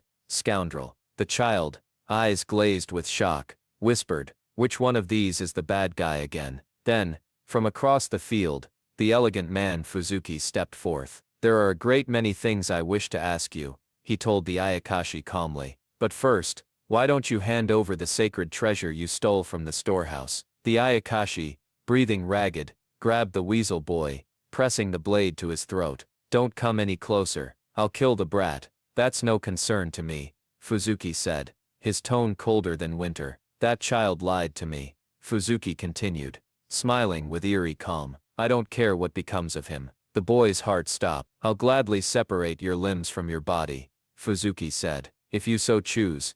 "Kihi, how convenient. Go ahead," the Ayakashi sneered. "I have no other choice," he muttered and opened his mouth wide. Toss. He swallowed the magatama whole, A grotesque transformation exploded from within. Black tendrils whipped across the field, twisting into dark shapes. The creature's body grew, eyes spiraling like wheels of madness. Yes, this is amazing, it roared. So this is the power of a sacred treasure. The boy screamed. What's going on? He swallowed the sacred treasure, Fuzuki observed, narrowing his eyes, and his spirit energy increased. The power is being used by an Ayakashi. There's no time to think, Hakuro said. I'll temporarily seal his movements. Hakuro, cut him down. A gust tore through the grass. Hakuro unsheathed his sword. Understood. Dash. In a flash, the swordsman lunged. To think, a wolf? Fuzuki caught the weasel boy in his arms. Child, he said. And no, he threatened me. The boy cried. Are you that Ayakashi's henchman? No, Fuzuki smiled. No matter. Once this is over, we'll have a nice long talk. The evening light filtered softly through the cracks of a humble wooden shed. Dust floated in the sunbeams like gentle spirits, swirling lazily in the air. A small nervous child with fluffy ears and a tail sat quietly on the floor, back pressed against the planks, as if trying to vanish into the walls. His wide eyes, beaded with sweat, lifted toward the stranger who had just entered. The man wore a wide straw hat, his robe billowing slightly with the breeze that had followed him in. His gaze, sharp and silver, cut through the dim interior, as if searching for ghosts. He stepped forward with a composed grace, voice like a cold knife. Child, he began, startling the boy.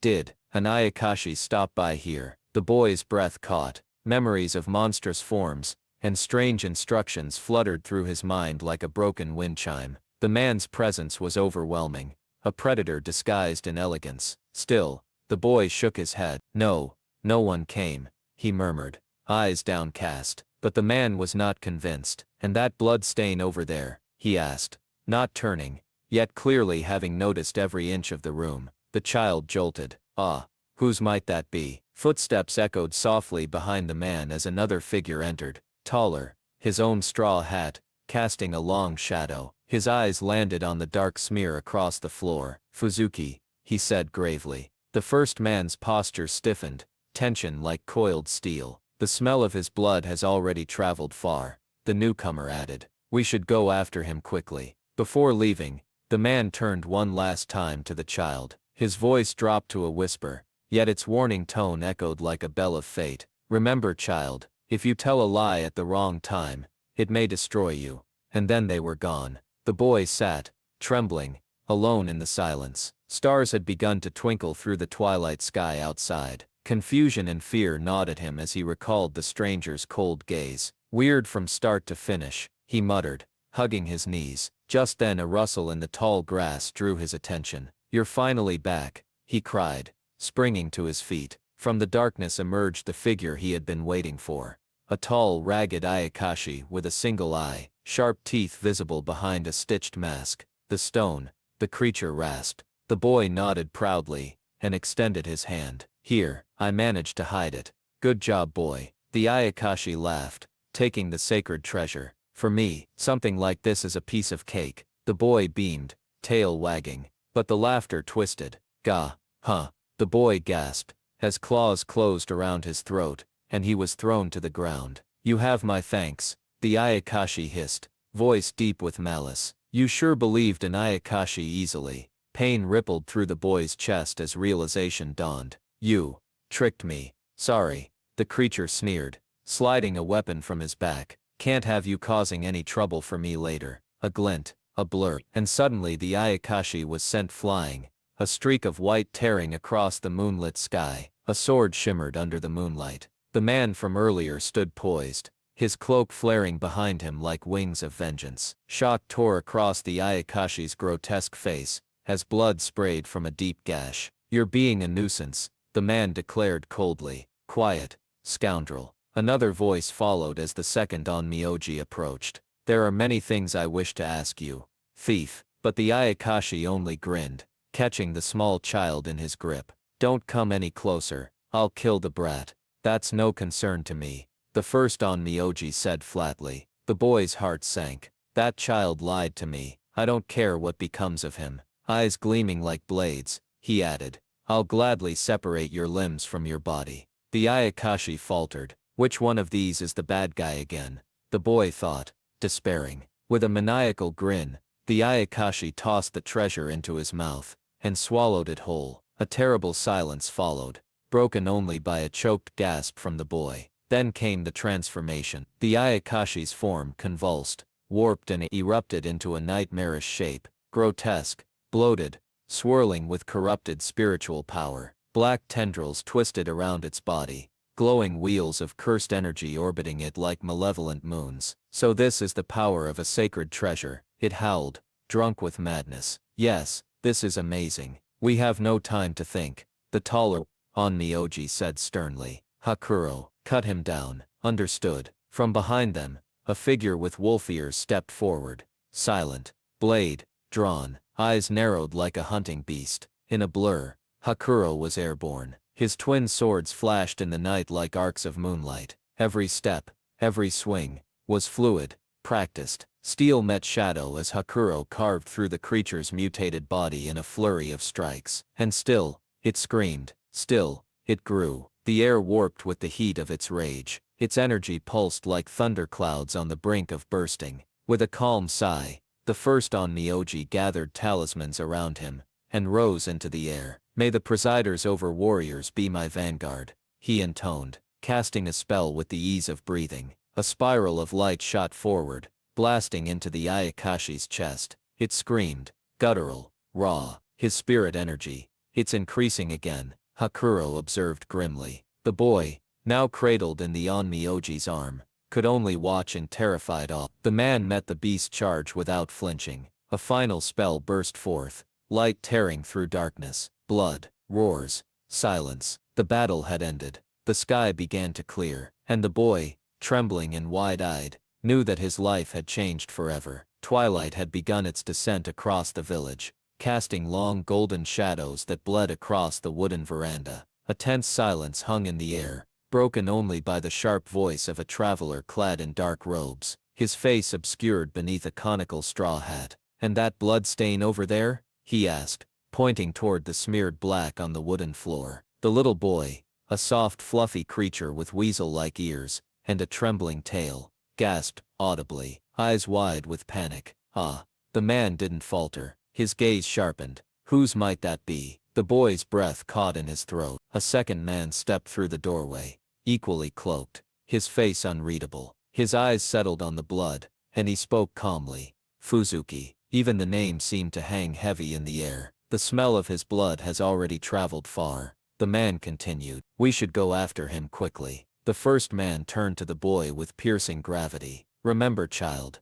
if you tell a lie at the wrong time. He paused, adjusting his hat as he began to walk away. It may destroy you. The little boy clutched his robe tightly, heart racing as the two strangers vanished into the night. Later that evening, under the sparkling dome of stars, the boy sat outside, knees drawn up, trying to make sense of the day. What on earth was up with today? He muttered, chuckling nervously. Weird from start to finish. He thought back to the stranger's cold eyes, the heavy silence that followed each question. That man, his appearance was strange, but he was human, right? Just who is he? A rustle behind him. The boy whipped his head around, startled. Yo, came a voice. A massive figure emerged from the tall grass, towering, with a single cyclopean eye. A broken mask covered part of his face. His shaggy cloak bristled with age and mischief. You're finally back, the boy cried. The stone? The creature asked. Oh, right. The boy held out a small gem he'd hidden in the grass. Here, I managed to hide it. Good job, boy, the monster praised, patting his head. Something like this is a piece of cake for you, huh?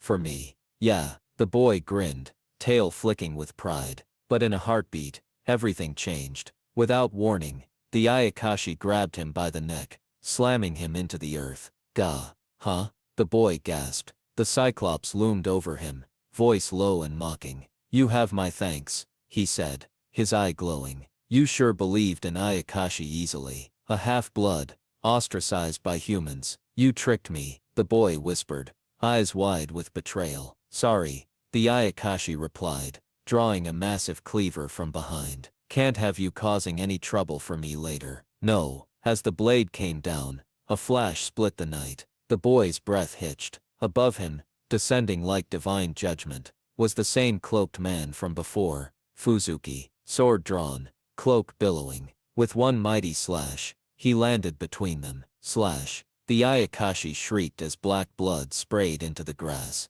Damn it, the beast roared, clutching his shoulder. You're a stubborn bastard. The man calmly lowered his sword, eyes glowing beneath the moonlight. Quiet scoundrel, he said. You're being a nuisance. The Ayakashi growled. There are a great many things I wish to ask you, the other cloaked figure, Hakuro added. But first, Fuzuki said, stepping forward, why don't you hand over the sacred treasure you stole from the storehouse? The creature panicked. It grabbed the boy again, using him as a hostage. Don't come any closer, it yelled. I'll kill the brat. Fuzuki didn't flinch. That's no concern to me, he said coldly. That child lied to me. I don't care what becomes of him. What? The boy's voice was barely a whisper. I'll gladly separate your limbs from your body, Fuzuki added, smiling faintly. Which one of these is the bad guy again? The boy muttered, visibly sweating. The Ayakashi saw no other way out. It opened its monstrous mouth and swallowed the sacred treasure whole. A flash of energy burst from its body, violent, chaotic. The ground trembled, its twisted mask mutated, growing new eyes, new limbs, writhing with power. Yes, this is amazing, it roared. So this is the power of a sacred treasure. Hakuro narrowed his eyes. The power of the sacred treasure, being used by an Ayakashi. There's no time to think, Fuzuki said. Hakuro, cut him down. Understood, Hakuro replied, unsheathing his blade. The moonlight shimmered against its edge. With beastly grace, Hakuro dashed forward. His ears, sharp and lupine, perked as his tail whipped behind him. A wolf? Fuzuki blinked, caught off guard. Hakuro's strikes were like lightning, one after another, clean arcs carving through air and shadow. The Ayakashi howled, its massive limbs flailing, as he was sliced to pieces. Fuzuki prepared his spell, slipping his hand into his sleeve. He drew sacred papers, scattering them in a perfect circle, as he chanted, "May the presiders over warriors be my vanguard." A burst of light followed, as magic flew toward the stunned Ayakashi. But it was already transforming, its spiritual energy surging. His spirit energy is increasing, Hakuro said, eyes narrowing. A massive mouth opened again. It lunged, and bit down on Fuzuki's arm. I ate the Onmyoji's arm, the creature bellowed.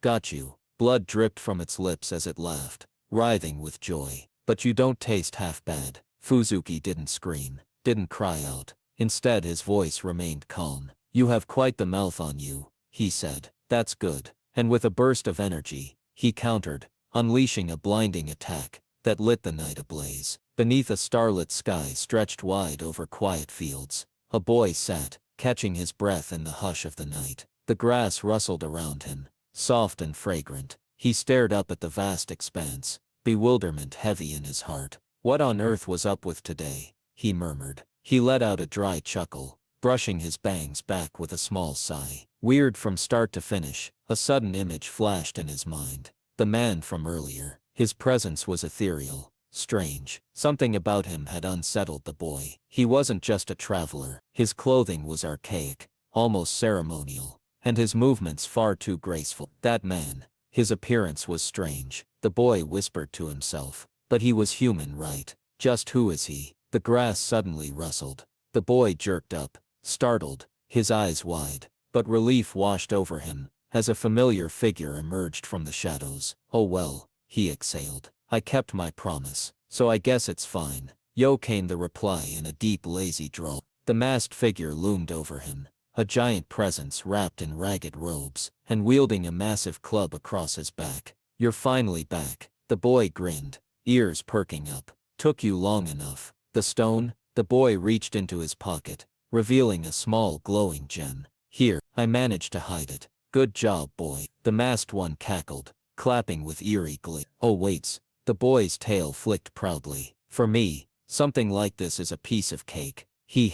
But as the boy basked in his own small triumph, the creature's expression shifted. A massive hand lashed out without warning. Gah, huh? The boy gasped. With a thunderous slam, the creature pinned him to the ground, A heavy knee pressed into his chest. Fear flooded the boy's eyes. "You have my thanks," the creature said, his tone mockingly polite. "Boy, you sure believed in Ayakashi easily." Kashi, a half-blood, ostracized by humans. The betrayal cut deeper than the blow. The boy whimpered, tears welling in his wide eyes. "You tricked me," he whispered. The creature stood tall, unsheathing his weapon, with a hiss of steel. "Sorry," it said, cold and final. "Can't have you causing any trouble for me later." "No," the boy cried, struggling. But just as the blade raised high, a shadow fell over the field, a dark figure descending like a falling star. With a resounding crash, a flash of steel intercepted the Ayakashi's weapon. A figure landed between them,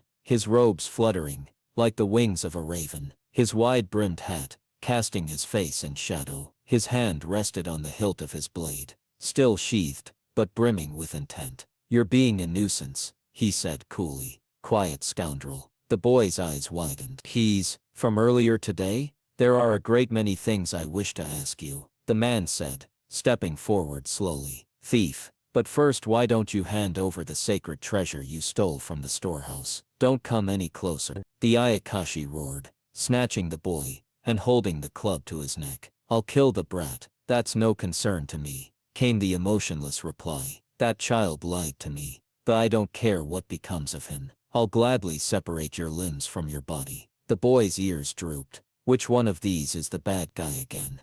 "Heh, how convenient. Go ahead." The creature cackled. "Heh, in that case, I have no other choice." With a grin he tossed something into the air, a small glowing bead, and swallowed it whole. "What?" the boy gasped. A monstrous transformation ripped through the Ayakashi. The stolen treasure, sacred and powerful, merged with his spirit. His form ballooned grotesquely. Eyes bulged, mouth stretched, and energy crackled in the air. The ground trembled. "Yes, this is amazing," the creature bellowed. "So this is the power of a sacred treasure."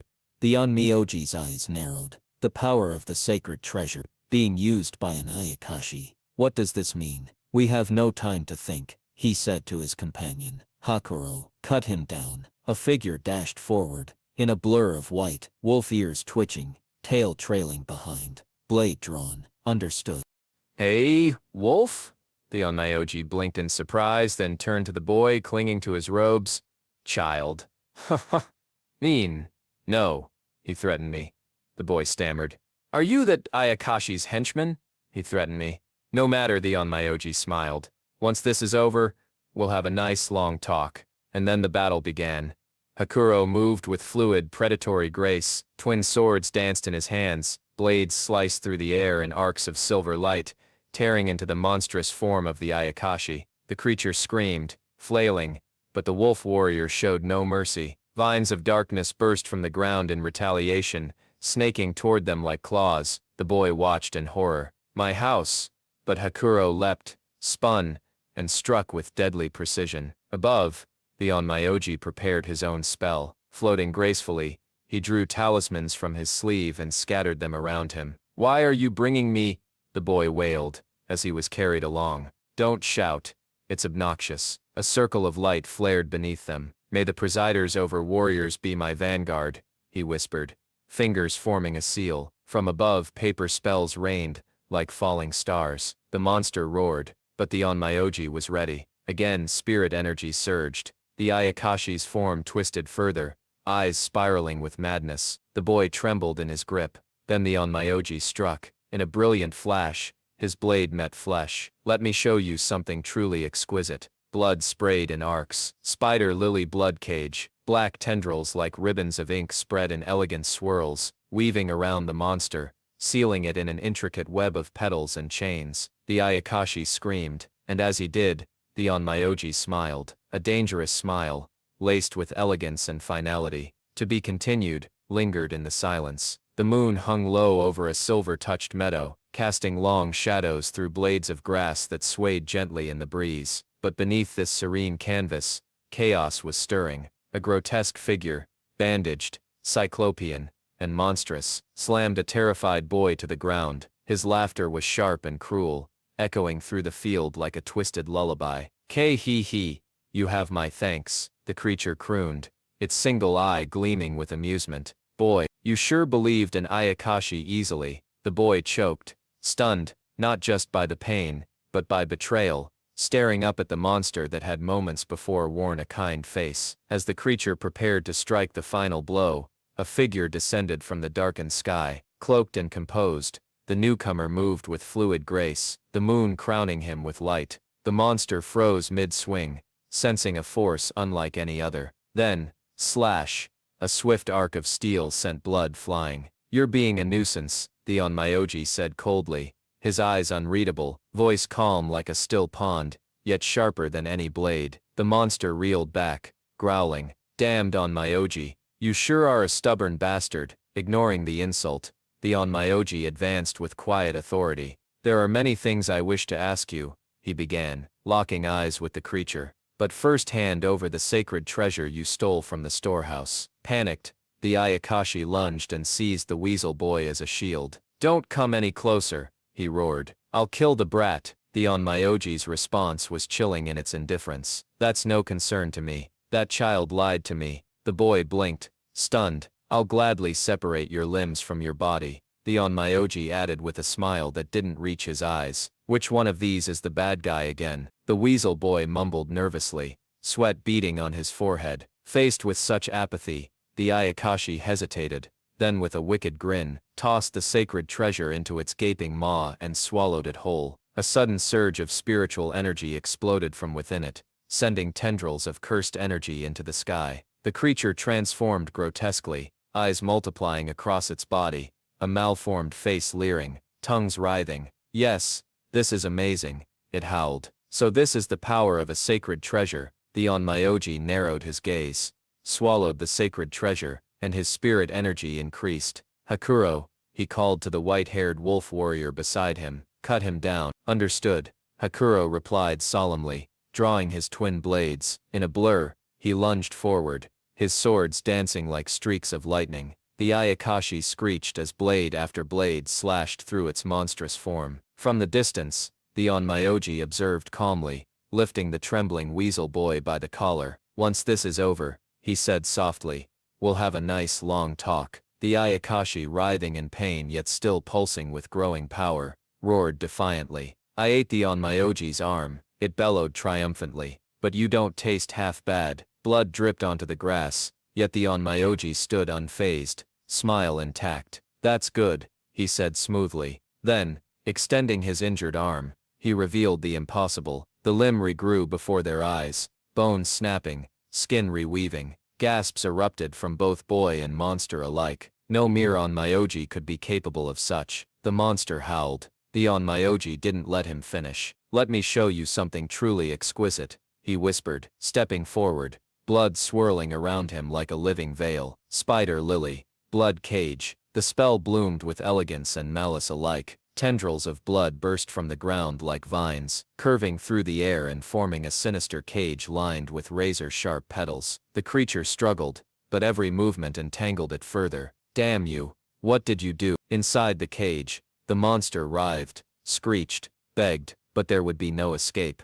And outside, the Onmyoji stood silent, poised, as though orchestrating a finale long composed. And in the grass, the weasel boy watched, wide-eyed and silent, as the night's nightmare unfolded into something even stranger. A sun had dipped low, draping the horizon in gold as an ominous hum reverberated through the grassy clearing. There, under a sky freckled with stars, stood a lone figure, garbed in flowing black and white robes, the tassels of his hat fluttering. He held his blade not in fury, but in firm, elegant resolve. With a quiet flick of his wrist, the Onmyoji addressed the hideous Ayakashi. "Tell me," he said, voice steady, "what was your goal in stealing the sacred treasures?" The grotesque creature sneered, its massive eye glinting. "Hey, as if I'd tell a human like you." The Onmyoji's eyes narrowed. He raised his hand, and dark strands of blood whipped into shape, coiling and twitching like serpents around his outstretched fingers. A cry of pain erupted from the yokai, as the strands speared into its flesh. I got it, I got it." The Ayakashi howled, writhing within the cage of writhing blood. "I'll talk." The Onmyoji stood motionless, his gaze unblinking, panting and wheezing. the Ayakashi began. All Ayakashi. It's a rumor going around my forest.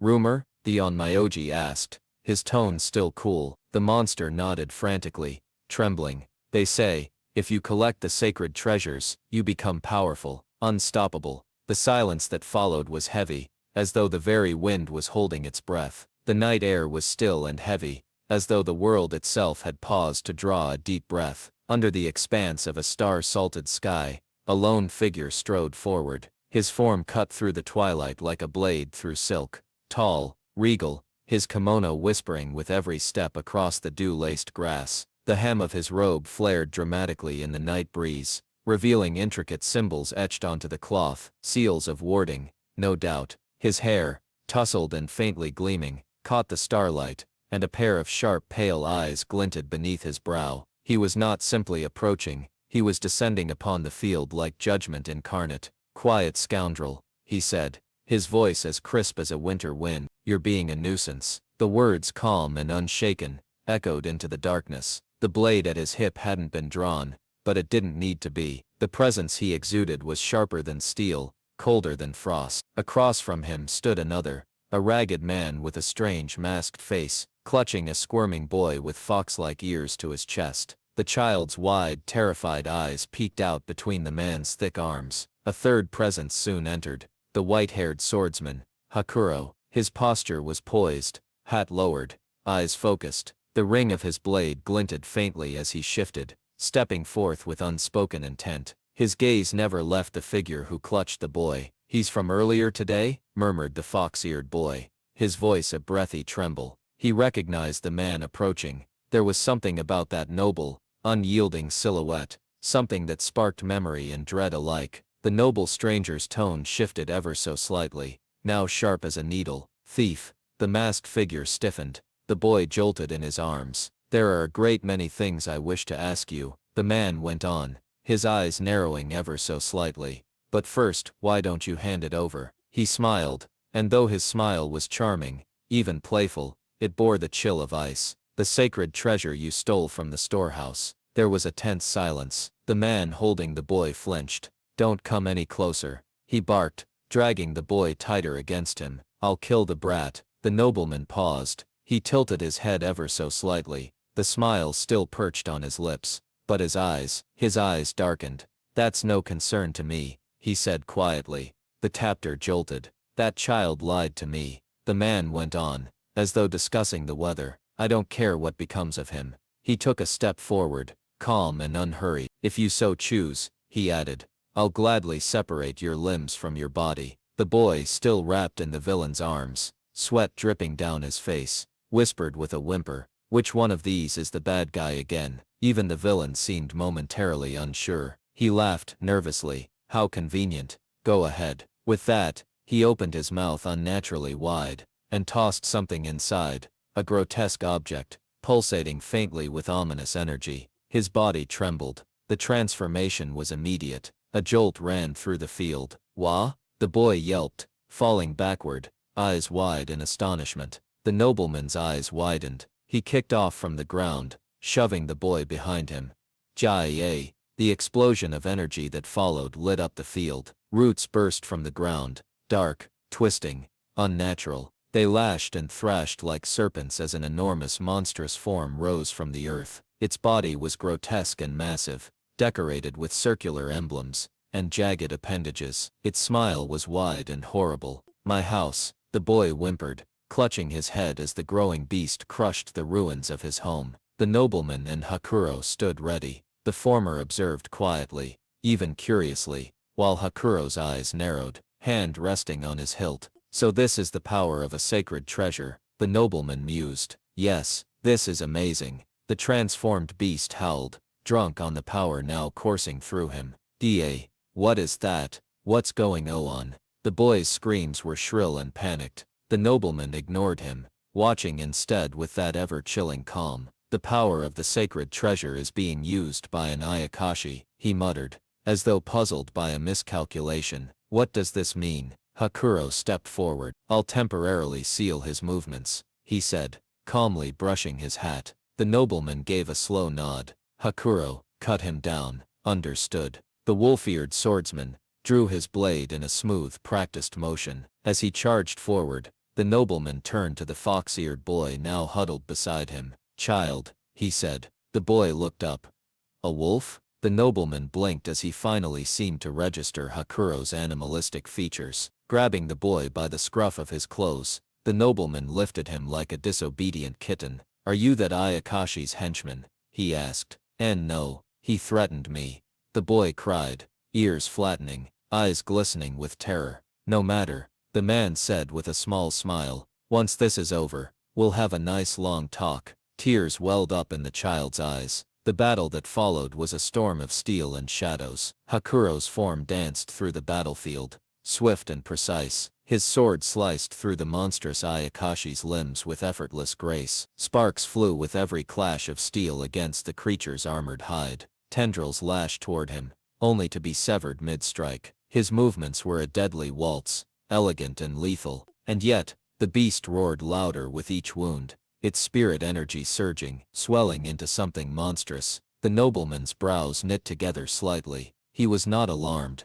merely annoyed. The Ayakashi lunged, energy blasting in all directions. The boy shrieked in horror as he tumbled to the side. The nobleman's arm was caught in the attack, torn off with a spray of blood. "I ate the Onmoyuji's arm," the monster howled gleefully, drunk with power. "Gaha.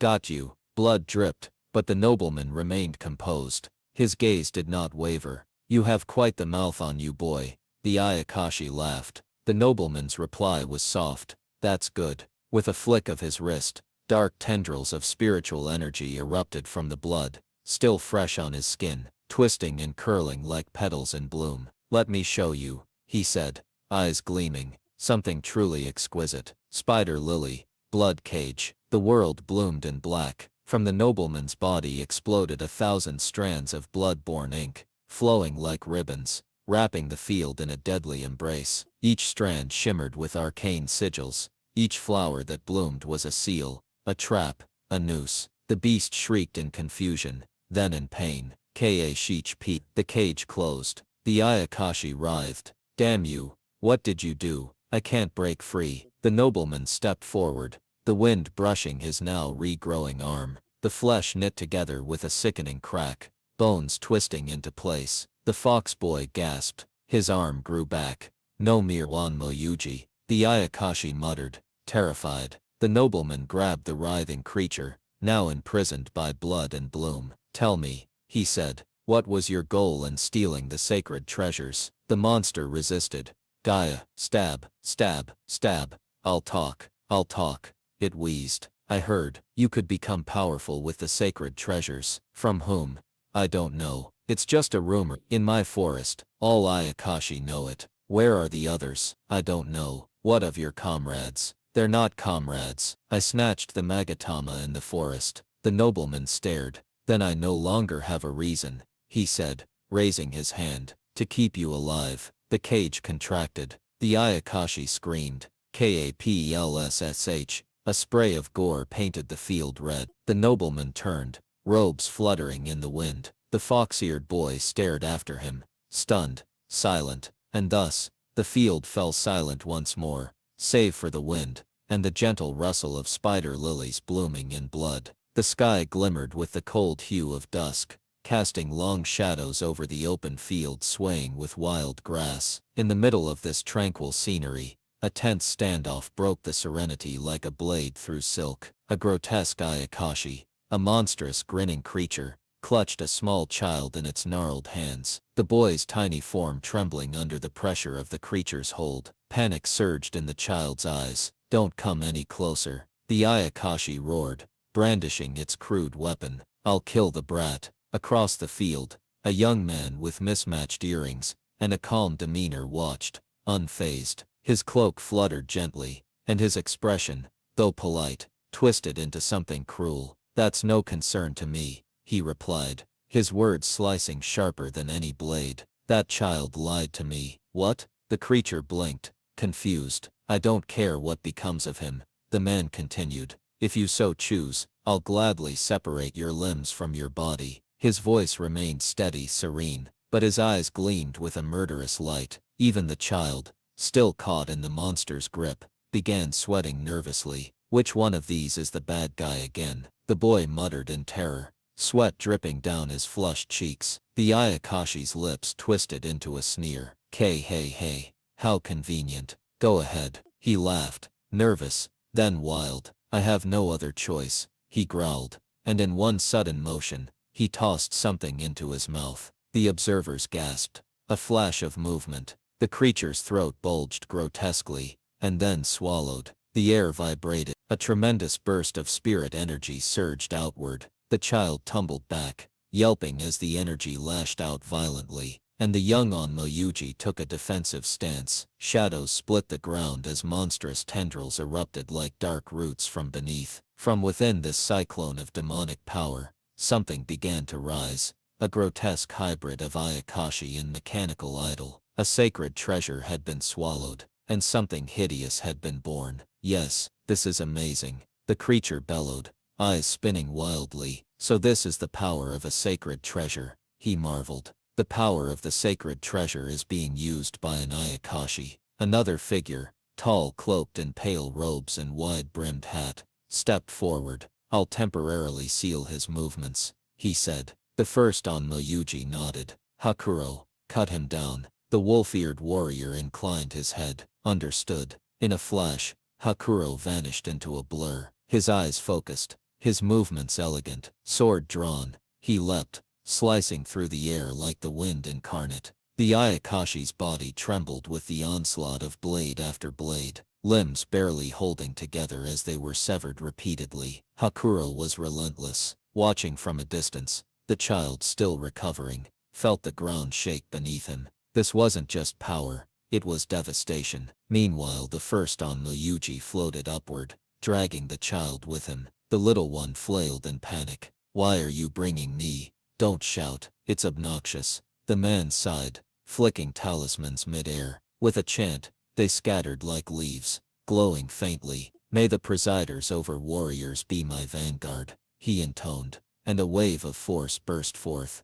More talismans ignited, slamming into the Ayakashi. It roared in pain as its spirit energy surged once more chaotic, more monstrous. The Onmyoji's gaze sharpened. Again, the Ayakashi screamed and lunged, but the Onmyoji met it with a brutal strike, blood spraying. One arm was bitten clean off, torn in crimson arcs. Laughter bubbled from the beast's lips. Gahahaha, I ate the Onmyoji's arm. Blood dripped, and the Ayakashi sneered. But you don't taste half bad. The Onmyoji's face remained passive, almost amused. That's good. With eerie calm, he slid his hand to his side, then erupted forward. Let me show you something truly exquisite. And then Spider Lily, Blood Cage. The sky twisted into ink as streams of darkness danced like silk ribbons, coalescing into a blooming web of spider lilies. They wrapped around the Ayakashi in a cage of cursed elegance. The beast flailed. Damn you, what did you do? I told you, the Onmyoji said softly, watching black tendrils squeeze the creature into immobility. Let's have a nice long talk, he asked quietly. Tell me, what was your goal in stealing the sacred treasures? The Ayakashi hesitated, then sneered, as if I'd tell a human like you. The Onmu raised his hand. Screams. Okay, I'll talk. The tale spilled out in huffs and sobs. All Ayakashi, we've heard the rumors, that if we gather the sacred treasures, we'll gain power. That's all I know. I swear, I snatched the Megatama from the forest. The others, they aren't my comrades, not even their location. I swear, I don't know anything. Please. The Onmyoji stared for a moment. Then I no longer have a reason to keep you alive. No wait. KPLSSHH. The sound of obliteration. The child could only stare. He killed him, just like that, right, Hakuro? The Onmyoji said, brushing off his robe. Let's search for the treasure. The child's eyes locked onto a glimmer amidst the bloody wreckage. A Megatama, glistening like a tainted jewel in moonlight. He crept toward it unconsciously. There, looking for this stone, he murmured. Child. He froze. Hand that over. The Onmyoji stood before him, hand extended, eyes gleaming with unreadable purpose. The child gulped. This man was terrifying. and the story of the age of Ayakashi had only just begun. The grass rustled quietly in the moonlight, silver-tipped blades swaying as though whispering a warning. Darkness bloomed into form at the heart of the field, curling like smoke, like cursed ink spilled across the ground, and from its depths rose a twisted creature, unnatural and grotesque, its round monstrous face carved with circular sigils like staring eyes. This was no mere beast, it was an Ayakashi, and it had consumed a sacred treasure. Crimson wheels floated around it, suspended in ominous rotation. Its tongue lolled out of a split mouth as it roared with manic glee, black flames rising behind it like a forest of death. So this is the power of a sacred treasure, the creature crowed, madness gleaming in its many eyes. Yes, this is amazing, a child shrieked in terror from behind the safety of a cloaked man. What is that? What's going on? The man said nothing, only watching, sharp-eyed, calculating, and beside him, another figure stepped forward, tall, cloaked, bearing the steel scent of calm violence. He swallowed the sacred treasure, murmured the observing Onmyuji, and his spirit energy increased. Their minds raced. The power of the sacred treasures, objects revered and protected, was being used by an Ayakashi. It was unthinkable. We have no time to think, the Onmyuji declared, rising swiftly to his feet. Hakuro, cut him down. Without hesitation, the wolf-eared swordsman nodded. Understood. He drew his blade with a fluid motion, his tail sweeping behind him like a banner of purpose. The silver glint of his sword caught the moonlight. The Onmyuji glanced at the child who clung to his robe, and muttered, more to himself, a wolf, but there was no time for wonder. The Ayakashi towered above, unpredictable and dangerous. I'll temporarily seal his movements, said the second man. Child, he gave the small tanuki-eared boy a sharp glance. Are you that Ayakashi's henchman? The boy trembled, panicked. No, he threatened me. No matter, said the Onmyuji with a gentle smile. Once this is over, we'll have a nice long talk. The Ayakashi let out another scream of ecstasy, black power swirling, disrupting the air. But Hakuro moved like a phantom, his blade singing as it carved glowing arcs through the night. The Ayakashi reeled as blow after blow landed, sparks flying, limbs flailing. The final strike sent him stumbling backward, its distorted voice silenced for a breath. From the edge of the battlefield, the Onmyuji raised a hand. Spell tags floated like falling leaves around him. May the presiders over warriors be my vanguard. With a whoosh, his spell surged forward, a volley of sacred energy crashing into the Ayakashi. Smoke clouded the air, but it wasn't over. His spirit energy is increasing. Again, the Ayakashi screamed, body swelling, sigils glowing with cursed strength. The battle surged anew. Hakuro darted back in, faster than lightning. Steel clashed with malice. The Ayakashi roared, madness taking its voice. Then, chomp, a blur, blood, flesh torn. The Onmyuji staggered back. His arm was gone. The creature laughed, drunk on blood. Gahahaha, got you. I ate the Onmy. It drooled black liquid. The grass hissed where it fell. But you don't taste half bad. Gahaha, you have quite the mouth on you, boy. But the Onmyuji only smiled. That's good. From the folds of his bloodied robe, he drew a dagger, and stabbed clean into the monster's chest. The Ayakashi shrieked, flailing. Let me show you something truly exquisite. He raised his hand. Dark ribbons, laced with sacred symbols and blood, coiled from his fingers like serpents. Spider lily blood cage. The earth trembled. Black lilies bloomed in a circle, and from them rose obsidian stalks, weaving into a prison of blades and thorns. The Ayakashi was trapped. Damn you, what did you do? It thrashed. Useless. The cage held. The Onmyuji stood tall, one hand still bleeding, the other now reaching. Tell me, what was your goal in stealing the sacred treasures? The creature snarled, then laughed bitterly. Hey, as if I'd tell a human like you. Pain erupted as the cage's thorns drove into it. It howled. I got it. I got it. I'll talk. The Onmyuji said nothing, only waited. All Ayakashi. It's a rumor going around my forest. They say you can become powerful if you obtain the sacred treasures. He looked up sharply, Where are the others? Where are your comrades? I don't know anything about the others. I snatched the Magatama away in the forest. They're no comrades of mine. I see. The Onmyuji's gaze turned cold. He turned to Hakuro. Then I no longer have a reason to keep you alive. The cage crushed inward. Stop. KPLSSHH. The ground splattered in black gore. It was over. The small child watched, wide-eyed, trembling. He killed him. Just like that. The two men turned calmly. Right, Akuro. Let's search for the treasure. In this heap of flesh, but they didn't need to look far. The treasure had rolled out from the remains, blood slicked and pulsing faintly. The child stared at it. They're looking for this stone. This thing. He picked it up. Hands too small, too innocent. The moment he touched it, shine. Huh? It glowed. And then it pulsed. It sank into his forehead. Child! The Onmyoji rushed forward. The boy collapsed. The sacred treasure was absorbed. Did the child do it? I don't know. He's simply a half Ayakashi Tanuki. Shall we kill him? Silence. The moon bore down on them as if watching, and far in the distance, a towering castle loomed. The silver moon hovered above the open fields, casting long shadows across the tall grass swaying in the night breeze. Crickets whispered in the distance, a calm melody veiling the tension in the air. Amidst this quiet landscape, a violent clash broke the stillness, a whirlwind of steel and energy as the crimson-haired fox warrior cut through grotesque Ayakashi creatures with precision and fury. With every swing of his twin blades, silvery arcs of light carved the air. The monsters, mechanical and organic in appearance, stumbled and screeched under his onslaught. Sparks danced like fireflies, and limbs were sent flying. The swordsman landed gracefully, eyes narrowed, chest rising with focused breath. He muttered. Atop a nearby hill stood another figure, calm, commanding, wrapped in flowing robes like dark waves of night.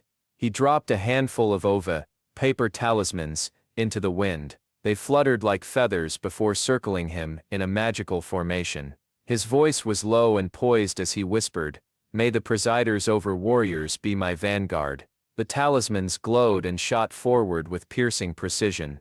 Down below, the grotesque creature recoiled. His spirit energy, it's increasing. It trembled, black spirals widening in fear.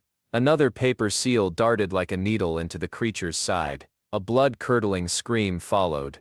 The creature writhed, now injured and seething. I teed the Onmyoji's arm. It bellowed with grotesque glee. Black blood dripped from its misshapen jaw, but its moment of triumph was short-lived. "Gee ha ha ha. You've got quite the mouth on you, boy," the man replied coldly. "But you don't taste half bad." The monster howled again, and then silence, sharp and cruel, cut across the field. In a blur of movement, the man's arm previously torn off, reformed with a crack and snap of bone and flesh. Shock filled the air. "How?" the creature stammered. No mere Onmyoji could. The man stepped closer, shadows flickering on his face. "Let me show you something truly exquisite." Blood exploded. With the whisper of a name, Spider Lily, Blood Cage, dark energy in the form of wild blooming lilies erupted from the earth, wrapping the creature in a cage of blood-drenched vines. "What did you do?" it cried, trying to escape. But it was too late. It couldn't break free. With terrifying calm, the man approached. "Tell me," he said. "What was your goal in stealing the sacred treasures?" A moment of pride flared in the creature. "Hee-ha. As if I'd tell a human like." The man raised his hand again. Blood splashed. Screams echoed. I'll talk. The creature shrieked. "It's a rumor around my forest that you can become powerful if you gather the sacred treasures." In the grass nearby, a small figure watched trembling. A young Tanuki child, wide-eyed, clutching a round stone close to his chest. He heard everything. The creature's last, desperate confession. The words that followed sealed its fate. "I don't know anything else. I swear." The man's eyes were cold. "Then I no longer have a reason to keep you alive." With a flick of his fingers, he crushed the cage, and the creature inside it, into a fountain of blood and scattered remains. The child's eyes were wide with horror. He killed him. Just like that. He wasn't given time to dwell. The man turned toward him. "Child," he said. Voice now unnervingly gentle, "hand that over." The child froze, glancing at the red stone in his hands. "They're looking for this stone," he thought. Slowly, hesitantly, he extended it, and then the stone glowed. "IV. The sacred treasure is claimed." A sharp light burst from the stone, and before either of them could react, the jewel flew straight into the boy's forehead, melting into his skin, disappearing completely. The child blinked, dazed. Then everything went dark. "Child," the man called, catching the small body before it fell. He examined the spot on the boy's forehead, now marked by a faint shimmer. His eyes narrowed. The sacred treasure was absorbed. "By him?" asked the fox warrior. "He's a half Ayakashi Tanuki. Shall we kill him?" The fox added calmly, drawing his blade. The Onmyoji paused, then shook his head. "I don't know." He looked at the child again with a strange curiosity. The awakening in the castle. Time passed. The boy stirred, eyelids fluttering, as warm sunlight touched his skin. He blinked, once, then again. "I wonder, so warm, huh? When did I fall asleep?" His mind spun. A voice echoed. "Open the gate." Suddenly, great wooden gates creaked open before him. Two warriors stood guard. The man and the fox entered side by side. When the boy awoke again, he was cradled in the arms of the fox warrior. "Gaia," he yelped, squirming. "You're awake," the fox said flatly. "The castle," the boy whispered in awe, glancing around the elegant rooms. He was set down on the tatami floor, tail twitching as he sat upright. From across the room, the Onmyoji sat poised like a noble, graceful yet daunting. Behind him, paper doors painted with cranes and pine trees framed his silhouette. "My name is Hanayama Fuzuki," he said. "I am the lord of this castle." The boy swallowed. "I know this is sudden," Fuzuki continued, a slow smile spreading across his face. "But from now on," he reached out, his gloved hand gently brushing the child's forehead. "Your head is mine." The sun hung low over a field of tall, whispering grass, golden light dappling through the air like glittering motes of spirit energy. The earth trembled beneath monstrous footsteps. A hulking Ayakashi, a grotesque amalgam of swirling patterns and jagged fangs, loomed in front of a lone figure cloaked in wind and confidence. His sharp eyes were unreadable, glinting with calm fury. "His spirit energy is increasing," the Ayakashi growled, tremors rippling through his flesh, as the Onmyoji's aura flared brighter, hotter. "Again," murmured the man, his voice low but resolute, as if steeling himself for another impossible confrontation. With a monstrous shriek, the Ayakashi lunged, howling with a noise that split the air like a blade. "Bio-Age!" it roared, its form charging toward the man. But the Onmyoji did not flinch. He stood his ground, eyes locked, and then with a flash, thump, he scooped up the small frightened child that had been trembling nearby. The Ayakashi struck. A terrifying snap echoed. Chomp. But it wasn't the Onmyoji who was caught. It was his discarded robe. The monster was confused. And then it screamed. Blood burst from its torso. A clean strike. Precise. Elegant. The Onmyoji, still holding the child, stood firm. Ayakashi's laughter curdled the very air around them. "Ga ha ha. Got you," it bellowed, flinging the bloody sleeve in triumph. "Iat." The Onmyoji's arm. Drips of red splattered the grass, but the Onmyoji merely smiled. His lips curled as he stepped forward. "That's good." With one fluid motion, his other arm unsheathed his blade. Shach. Stab. The demon shrieked again, pain lancing through it like lightning. "Let me show you," the Onmyoji said, lifting his blood-soaked hand, eyes alight with a dark beauty. Something truly exquisite. From his fingers tendrils of black energy twisted outward like silk. They swirled and danced in the air, transforming into spider lilies, ink-black petals blooming like death's flowers. Threads of energy wrapped around the demon, tethering him in a cage of violent beauty. Spider lily. Blood cage. The Ayakashi froze. It growled in confusion. The vines clamped tighter. "Damn you. What did you do?" It spat, writhing, struggling to break free. but it couldn't. Can't break free. The Onmyoji's arm twitched, and then with a snap and crack, it grew back. His arm grew back.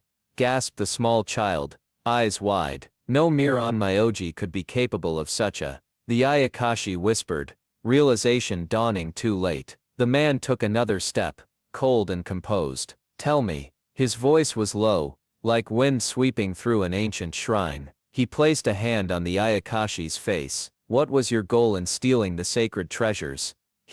As if I'd tell a human like you. The creature sneered. But the Onmyoji didn't need threats, only pain. Gaib. The vines pierced deeper. Blood sprayed. The Ayakashi howled. I got it. I'll talk. The child watched, stunned, as the monster gasped for air, trapped in a prison of lilies and pain. All Ayakashi heard a rumor. The demon wheezed.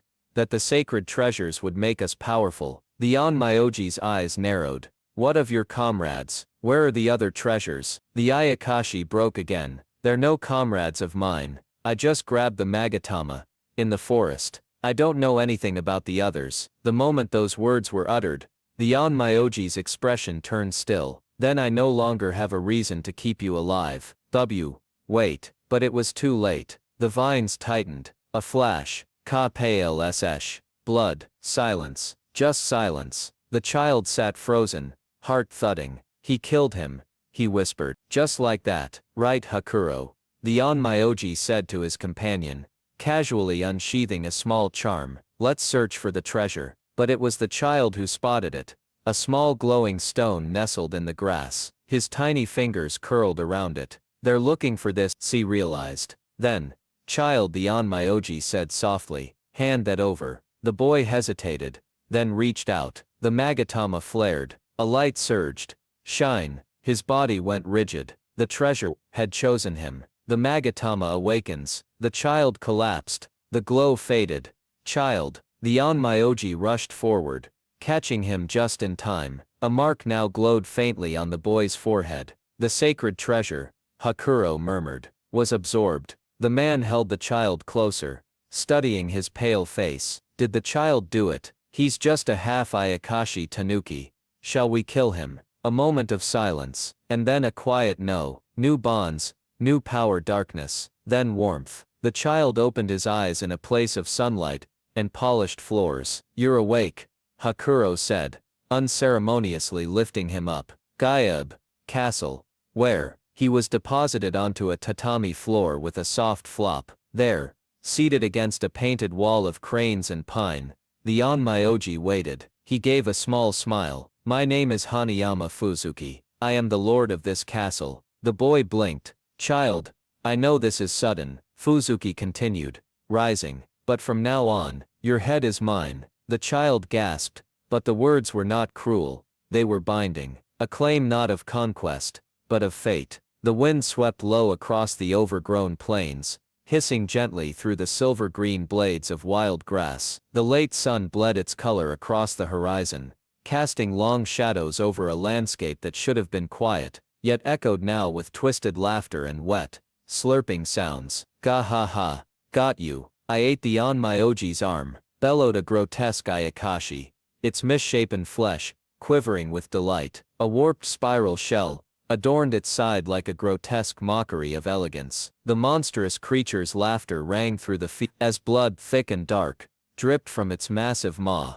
The boy standing before it, the one called Hanayama Fuzuki, did not tremble. He did not flinch. One sleeve of his robe hung empty, soaked in blood, his severed arm still sizzling from the beast's acidic bite. But his golden eyes burned coldly. You have quite the mouth on you, boy. The Ayakashi wheezed, licking the blood from its lips. But you don't taste half bad. Fuzuki chuckled, voice low.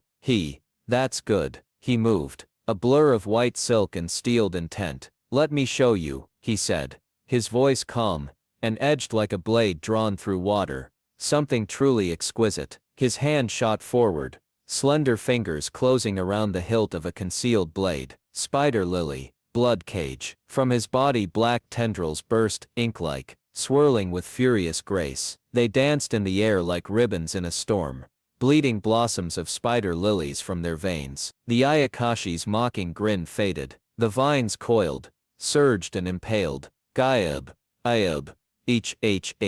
It screamed, shrieked, writhed in agony, its grotesque form pinned and tangled in the flowering tendrils of the blood cage. Damn you, what did you do? It howled. Trapped. I can't break free. Fuzuki stood over the trapped creature, unshaken. The sun had vanished now, and a quiet dusk framed the battle scene like the final moment of a no performance. From within the writhing mass of bloodied vines, the monster's single grotesque eye twitched. The boy raised his still bleeding stump. Crack, snap.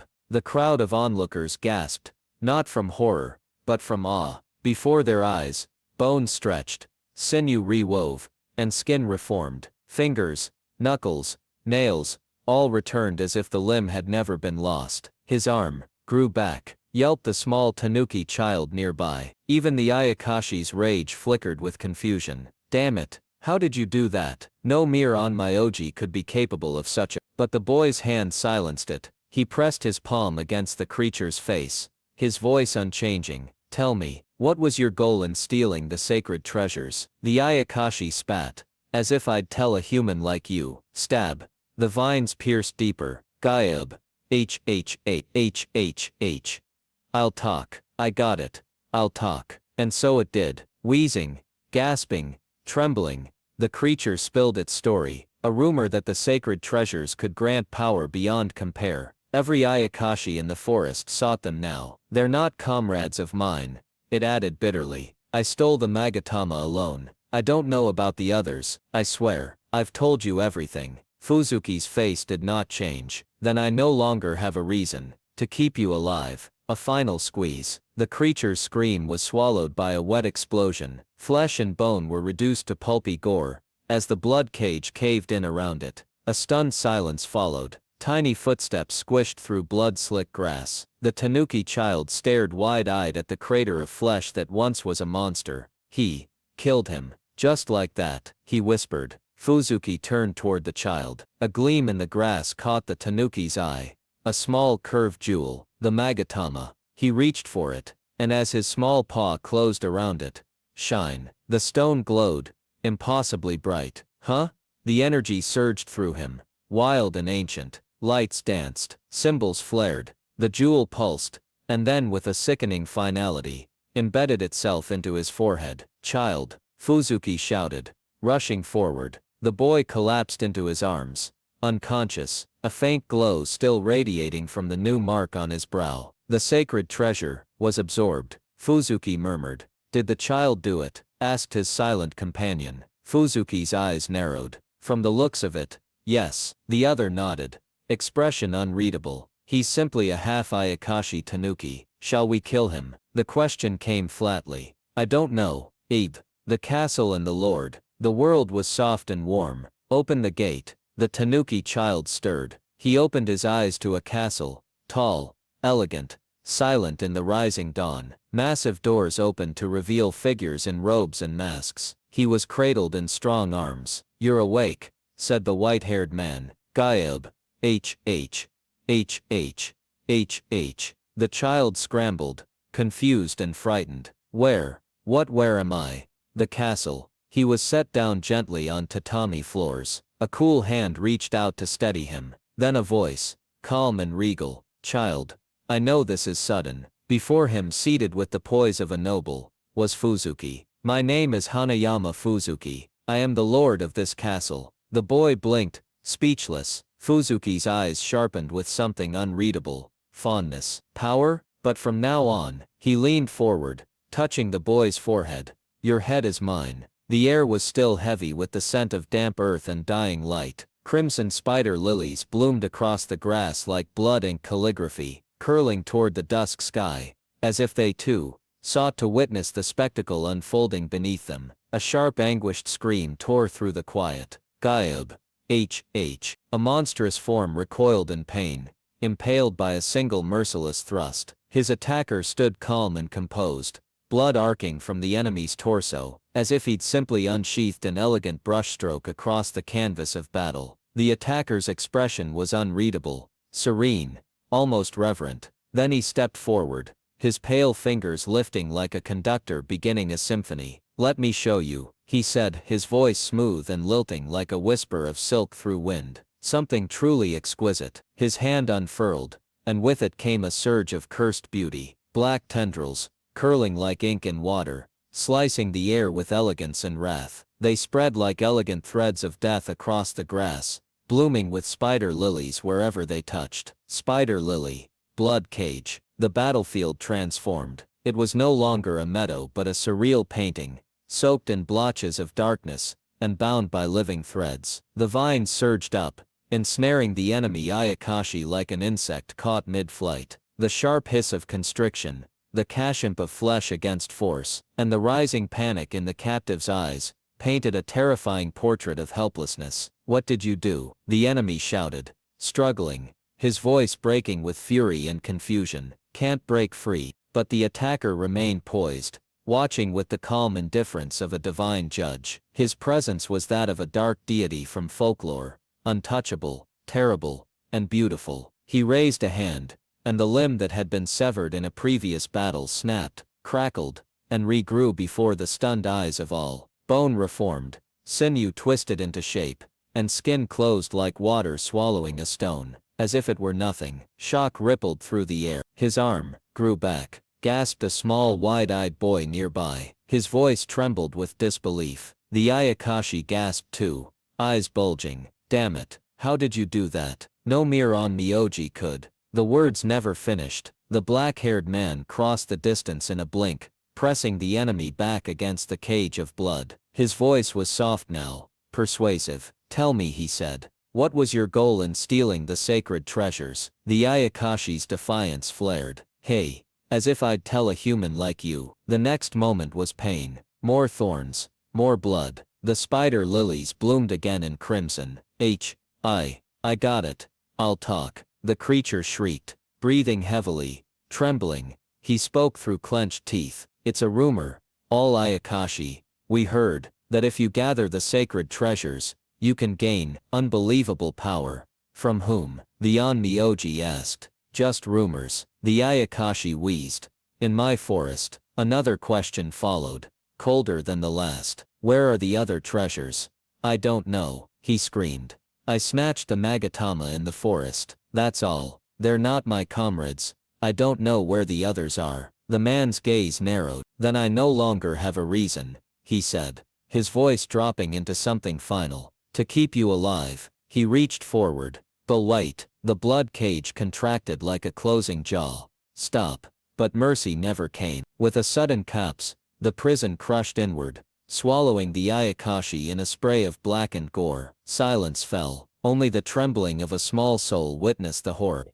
The boy, still crouched in the grass, stared with wide, stunned eyes. "He killed him," he whispered. "Just like that." Hanayama Fuzuki, the man who'd summoned death with such grace, turned without a word. "Let's search for the treasure," he said to his companion.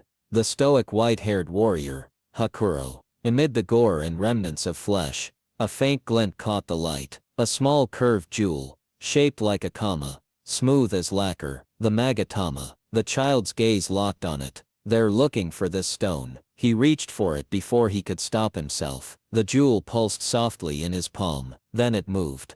In a flash of light, the jewel leapt from his grip, and buried itself deep into his forehead. The child gasped. Power rippled through him, his body glowing faintly. Then, he collapsed. "Child." Hanayama's voice cracked with alarm, as he caught the boy's limp form in his arms. His fingers traced the glow beneath the skin, now dulling. "The sacred treasure," he murmured, was absorbed. Hakuro's eyes narrowed. Did the child do it? He's simply a half Ayakashi tanuki.